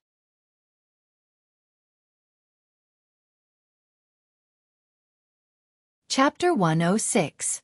The faint light under the lapel was extremely green. It looked as if it was real, like the greenest and most crystalline jade. It was obviously of the same origin as the green light that had suddenly erupted before, but the difference in power was like heaven and earth. Lu Chen pondered for a moment and lifted the corner of the lapel. Sure enough, on the girl's snow-white neck, there was a pendant hanging on a thin string. It was shaped like a bamboo branch, and it was as thick as a thumb. It was green all over, and it was full of spiritual energy in the light. It was hard to imagine that the violent scene that had suddenly appeared was caused by this warm, jade-green object. But all of this was not important. The most important thing was that Lu Chen clearly remembered that this green twig pendant actually resonated with the seed in his body before, and it was precisely because of this that all kinds of strange phenomena occurred. In the end, it directly rushed into this mysterious tree hole with 2 people and a dog. This green twig must have a great relationship with this seed. Lu Chen stared at this beautiful jade-like twig, and his eyes became brighter and brighter. Atsu wandered around Lu Chen, curiously looking at the unconscious White Lotus lying on the ground. From time to time, it turned its head to look at Lu Chen. However, after seeing that Lu Chen did not move, Atsu felt a little bored. It turned its head to look around, and looked at the surrounding tree walls with interest. It observed the places where the roots of the gullies were, wondering if it should run over there and pee later to show that this place also belonged to it, Atsu. At this moment, Atsu suddenly heard Lu Chen's voice. It sounded a little low and somewhat inexplicable, as if there was a trace of a sigh. He said, "A twig, 2 leaves and a seed. I didn't expect it to be true." Atsu poked his head over and glanced at Lu Chen. Lu Chen smiled and stroked its head, but his eyes were still staring at that emerald green branch. He said, "I originally thought that the people in the evil faction were all crazy, and I also thought that what they said was all crazy talk. That legendary divine tree that can connect the 3 worlds was even more so their crazy ravings." He smiled, perhaps with a hint of mockery, lightly said, "1 branch, 2 leaves, 1 seed. This is the only thing left in our world when the tree of God was destroyed in the ancient times in the myths of the evil cult. The story also clearly states that as long as these 4 divine items are gathered, the divine tree will be reborn and the 3 realms will be unified." The one that resonated with the seed should be the only branch of the divine tree in this world. Atsu waited for a while, seeing that Lu Chen was still deep in thought. It walked away alone and came to the strange wooden walls at the edge of the tree hole.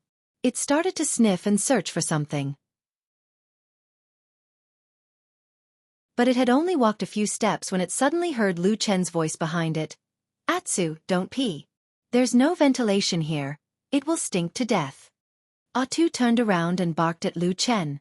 He looked a little dissatisfied, but he still walked back. He looked back at the wall of trees as if he was reluctant to part with them, as if he was regretful. Lu Chen did not pay attention to that somewhat resentful stupid dog. His eyes were still focused on that emerald green branch in front of him. After a moment, he stretched out his fingers and grabbed the branch, then slowly clenched it. In the tree hole, there seemed to be a moment of silence. Suddenly, a light lit up. A green light shone out from the gap between his fingers, followed by another, one after another. From every gap in his palm tenaciously emitted dark green light. That light was slightly trembling.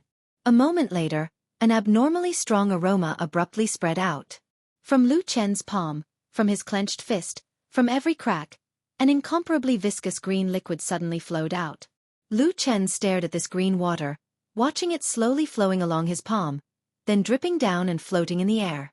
The tree hole that had been silent for countless years, at this moment, suddenly seemed to let out a deep sigh, like a traveler who had been starving for a long time, trembling slightly because of joy. Those misty green gas began to quickly flow up the tree wall, flashing, letting the dark green liquid float in the air, and then at a speed visible to the naked eye, little by little turned into incomparably fine powder, floating to every corner of the tree hole.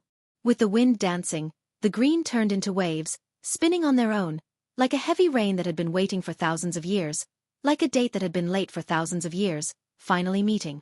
Lu Chen and Atsu stood on the ground in a daze, watching this magnificent and incomparably strange scene. Green drowned everything. It was like a flood in ancient times. All the fine powder rushed towards the tree wall. In the blink of an eye it covered every place, turning this ancient tree hole into a green world. But very quickly, the green powder seemed to fuse with the tree wall, quickly disappearing. Boom! From the silence, suddenly a roar sounded, as if it came from the deepest part of this ancient tree hole. Lu Chen suddenly looked up, only to see the tree wall around the tree hole becoming blurry in an instant. The green light frantically flickered, and then, suddenly the world became pitch black, the surroundings were empty. He seemed to suddenly be in a dark and boundless void. Above and below, left and right, there was only boundless darkness. There was no sky and no earth. Even his body seemed to have lost all its strength, floating emptily in the darkness. Specks of light suddenly lit up from afar. There were also sounds of woof woof woof woof. It seemed to be Atsu's voice, with a hint of panic and doubt. Lu Chen looked up, only to see a head full of stars. Looking down, it was still the same. His body seemed to be constantly floating, completely out of control, drifting aimlessly in this magical void, until suddenly the emerald green light lit up again. The light abruptly pierced through the darkness and blossomed into an indescribable brilliance in the void. Then, from the depths of the emerald light cluster, countless rays of light that looked like strange roots suddenly extended out, shattering the seemingly solid darkness. Like tree roots, they extended into this dark world. Then the light shone brightly, like a violent sun suddenly appeared in front of him, radiating thousands of rays of light. At that moment, it was as if all the stars in the sky had lost their luster. The light dimmed slightly, there was a wind blowing, the whistling sound between heaven and earth faintly came, like a desolate ancient song from ancient times, faintly narrating the past. A door formed by the emerald green light suddenly appeared in front of him. After a moment, the green light suddenly soared, passed through his body and gathered again. Lu Chen looked back, only to see that behind him, a similar emerald green door had formed. The green light was bright, as if there was a surging life aura, dispersing all the darkness. The light flickered, everything seemed to have turned into a dark green ocean, but after a moment, suddenly everything in front of him disappeared, like a dream shattered in front of him, turning into endless dust. Lu Chen found himself once again in the tree hole, still standing in the same place. Those bright and dazzling green light, at this moment had completely dissipated. There was no longer any trace of it. The ancient tree hole seemed to have once again returned to its original state. But if one looked closely, one could still see that on the ancient mottled tree wall, there was suddenly a lot more vitality. And even the strange green gas that entangled inside and outside the tree wall, at this moment the color had deepened a lot. But what surprised Lu Chen the most was that on the two sides of the tree wall, behind the hazy gas, there suddenly appeared the outline of two doors. They were not really two doors, but only the vague outline of two doors. At the same time, most of them were covered by the ancient tree wall and the moving gas. Lu Chen tried to touch it, but found that it was like the moon in the water. He could only vaguely see it. When he really wanted to touch it, he could not feel it no matter what. These two doors, were they real doors? If they were doors, then where did they lead to? Lu Chen silently pondered for a moment, then looked back, only to see that White Lotus was still lying unconscious on the ground. For some reason, it seemed that when the green light resonated with the seed, a powerful force burst out. It had a particularly great impact on her, so until now, she still could not wake up. Lu Chen walked back to her side. After checking, his brows quickly wrinkled, because he found that the girl's breathing was suddenly becoming slower, and the interval between breaths was getting longer and longer, like some kind of monster hibernating in the mud cave in the cold winter. But people can't hibernate. Lu Chen touched her hand. It was cold to the touch. Without any hesitation, Lu Chen immediately sat down, then called Atsu, who was standing on the side, and let it lie beside him. At the same time, he held White Lotus in his arms, and his other hand grabbed Atsu. Before he moved, his eyes glanced at White Lotus's chest, and suddenly he was startled. He saw that the pendant she was wearing was still as green as usual, but for some reason, the original vitality had weakened by more than half. He looked at the emerald green branch, then closed his eyes, suddenly let out a low shout. His hands suddenly hugged White Lotus and Atsu tightly. There seemed to be a loud bang in their ears. At that moment, they seemed to have passed through countless miles. It seemed like a long time, but it also seemed like the blink of an eye. Suddenly, the two of them appeared out of thin air in that messy hut. Bang! They fell from mid-air. Atsu quivered, jumped up as if it had been electrocuted, shook its head and wagged its tail, looking very excited, very happy that it finally returned to this familiar world. And Lu Chen turned his head to look at White Lotus. After seeing her breath stop for a moment, then began to return to normal, he finally breathed a sigh of relief. She didn't seem to be very used to that tree hole. Lu Chen muttered in his heart, then his eyes once again fell on the emerald green pendant on White Lotus's chest. His brows wrinkled again, feeling a little troublesome in his heart. At this moment, White Lotus's body moved. It looked like she was about to wake up. Lu Chen's eyebrows twitched, his mind turned quickly. Countless thoughts surged in his mind in an instant. Suddenly, he stretched out his hand and tore off the clothes covering his chest. Then, the black sword suddenly appeared in his hand. With a flip of his hand, he directly stabbed the flesh on his chest a few times. Immediately, blood flowed out, and for a moment, his flesh was badly mutilated. Lu Chen groaned in pain, but the next moment he turned his palm over, the black sword immediately disappeared. His body swayed a little. His face suddenly became pale, as if half of the blood in his body had flowed out from the wound. He suddenly fell to the ground, slamming heavily. After a moment, this sound seemed to startle White Lotus. She was a little dazed, opened her eyes, then her body immediately shook. Seeing not far from her, Lu Chen fell to the ground, body twitching uncontrollably. Suddenly she was shocked, couldn't help but sit up, and asked in shock, "You? What's wrong with you?" Lu Chen covered his wound, his face twisted in pain, looking at the unusually beautiful girl in front of him. Even his voice became hoarse. "I didn't expect you to be such a woman, wanting to kill me just because of a disagreement." "Ah?"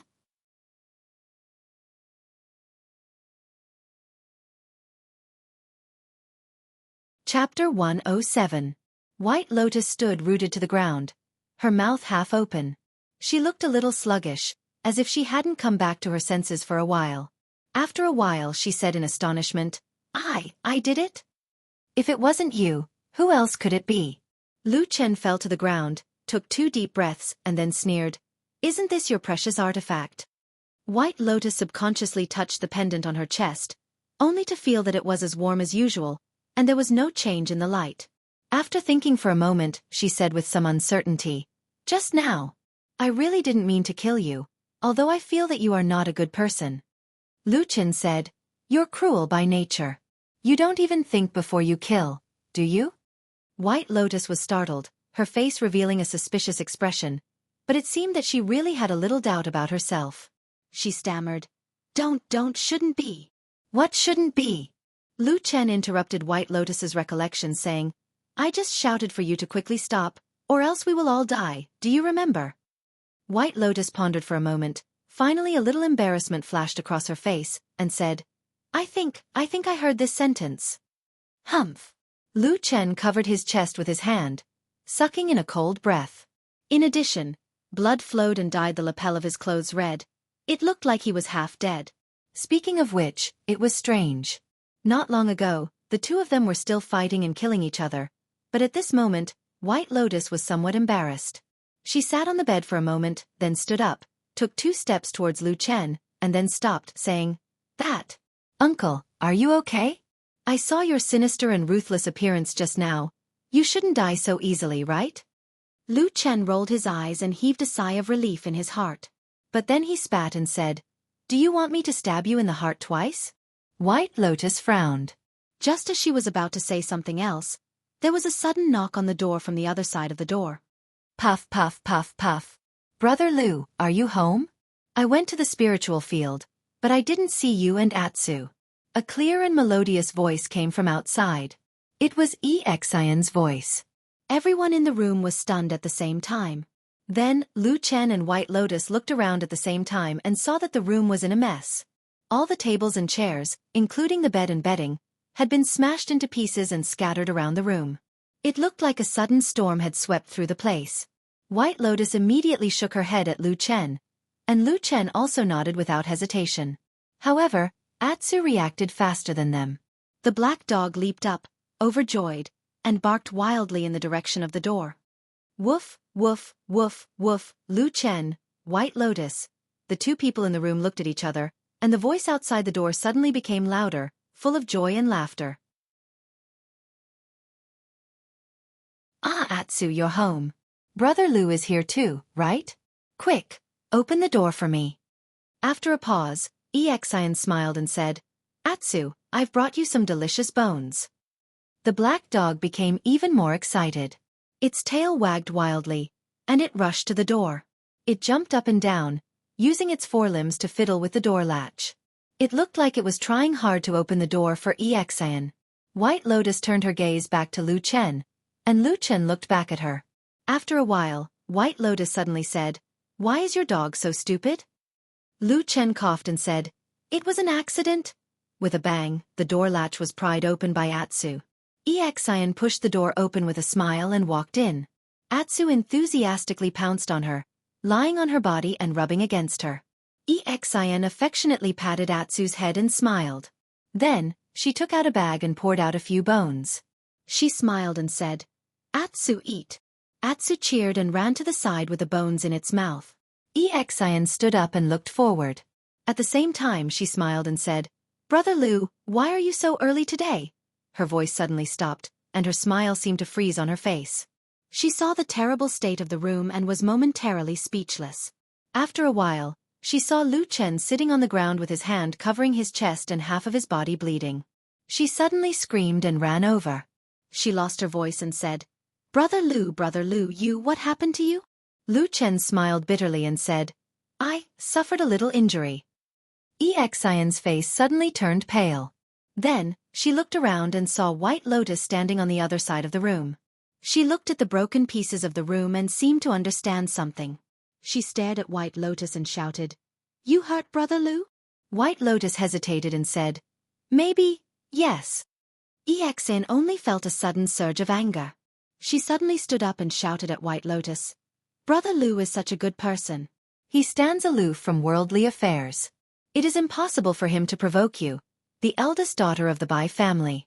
Why did you hurt him? Huh. Lu Chen and White Lotus were shocked at the same time. Lu Chen pulled Xian and said, How do you know her identity? Xian said angrily, That day, I saw her at the mountain gate with you. I was a bit curious, so I went to ask around. Kunwa City is only so big and there are only so many aristocratic families, so I naturally found out.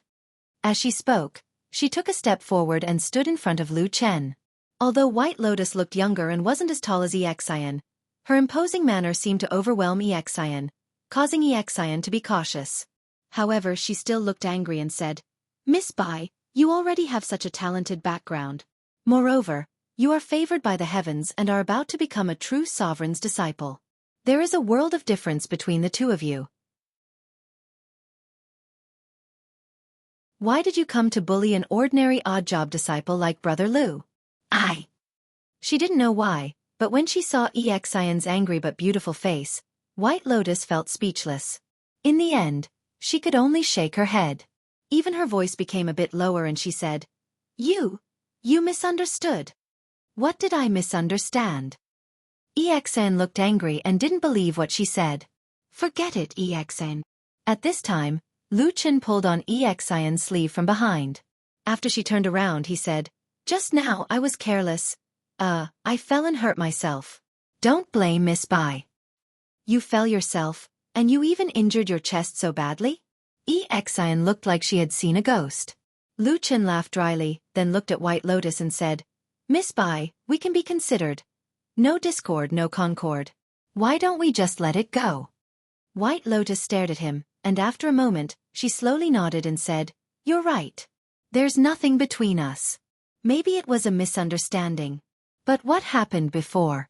The corner of Lu Chen's mouth revealed a trace of a smile. He cut her off and said, Let's mind our own business in the future. What do you think? Okay. White Lotus pondered for a moment, then nodded and agreed. Then she walked towards the door. Xian looked at White Lotus unhappily. It seemed that she was still holding a grudge. But when she walked to the door, White Lotus suddenly turned around and looked at Xian. May I ask which family are you from? As she spoke, Bai Lian's expression had completely returned to normal. She had returned to the elegant, cold, and otherworldly beauty of a young girl like a banished immortal. The speed and smoothness of the change made Lu Chen secretly speechless. Xian hesitated for a moment, but then she thought that with the ability and background of the person in front of her, it wouldn't be difficult for him to find out her background. So she directly replied, My surname is Yi. White Lotus was clearly startled. After thinking carefully for a moment, she seemed to recall something. She said, Oh, the Yi family in the east of the city, right? Xian said, Yes, what do you want? White Lotus smiled. You're thinking too much. We are all descendants of aristocratic families and disciples of the same sect. There will be many opportunities for us to take care of each other in the future. There's no need for us to be enemies. She was extremely beautiful to begin with, so when she spoke in such a natural and unrestrained manner, it was hard for anyone to dislike her. Xian also couldn't keep a straight face. She pursed her lips and waited for a moment before replying, Oh. However, White Lotus's gaze then shifted to Lu Chen, who was behind Xian. Suddenly she said seriously, Sister Yi, I have something to say to you. Xian was taken aback. She wasn't used to White Lotus suddenly calling her sister. After all, although she was innocent, she still understood some basic principles. White Lotus's identity, status, and background were too different from hers. Even if White Lotus was young, Xian really didn't expect her to call her sister. She was stunned for a moment before saying, What? White Lotus said, I think Sister Yi should be a good person with a kind heart. But this uncle... Hey, can't you stop calling him uncle? White Lotus ignored the other person's complaints and said to Xian with a gentle expression, I think you should be careful of this man. He looks harmless and gentle, but in fact, he is vicious and cruel. I have never seen such a person in my life. If you get too close to him, you will hurt yourself sooner or later. She looked sincerely at Xian, her eyes clear and pure, like the most beautiful and flawless flower in the world. She said gently, The two of you are not the same kind of people. Don't be with him. The room suddenly became silent. No one spoke for a while. The atmosphere seemed to be slightly awkward, but after a moment, Xian suddenly frowned. The scar on her cheek was still there. It was a faint scar, but it didn't seem to damage her beauty. Instead, it only added a bit of heroic spirit to her. She looked at White Lotus, looked at the girl who was destined to become an influential figure in the world in the future, the girl who was destined to become the proud daughter of the Kunlun party. Finally, Xian snorted and said loudly, I don't believe it.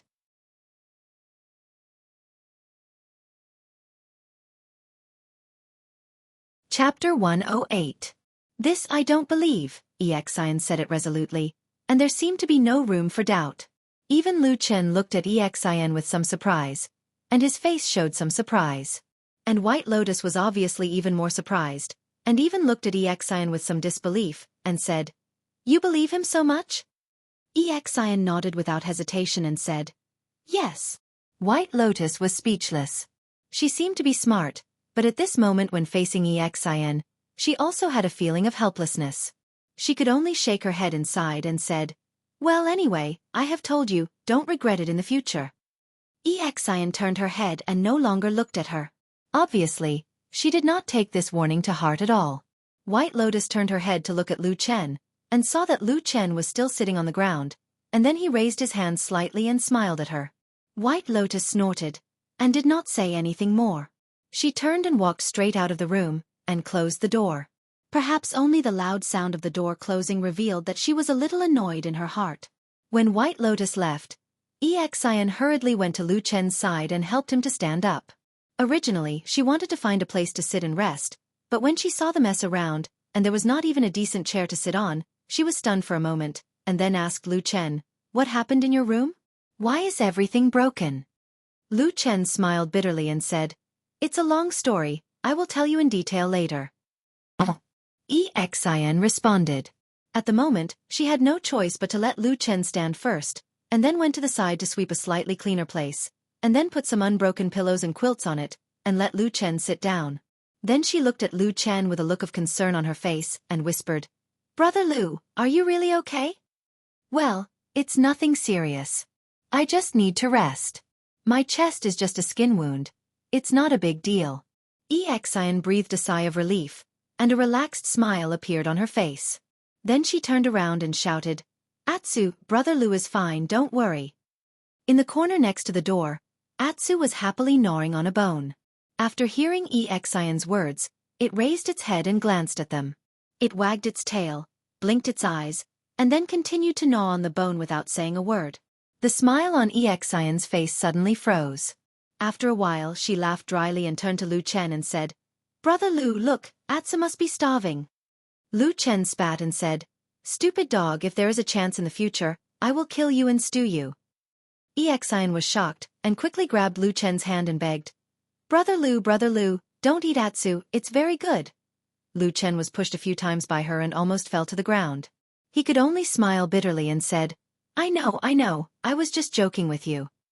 Only then did Xian cheer up. She smiled like a blossoming flower. Then, she found a white cloth to bandage Lu Chen's wound. At the same time she asked, "Big Brother Lu, why did you fight with that Miss Bai? She is different from me. She is the proud daughter of a real big family. Her family background is not bad, and I heard that Hakushin Jinkuen is going to make an exception and accept her as his third disciple. Why did you provoke such a person?" Lu Chen said impatiently, "First of all, I didn't know her identity at all. Second, I didn't provoke her. She was the one who looked for trouble with me." "I see."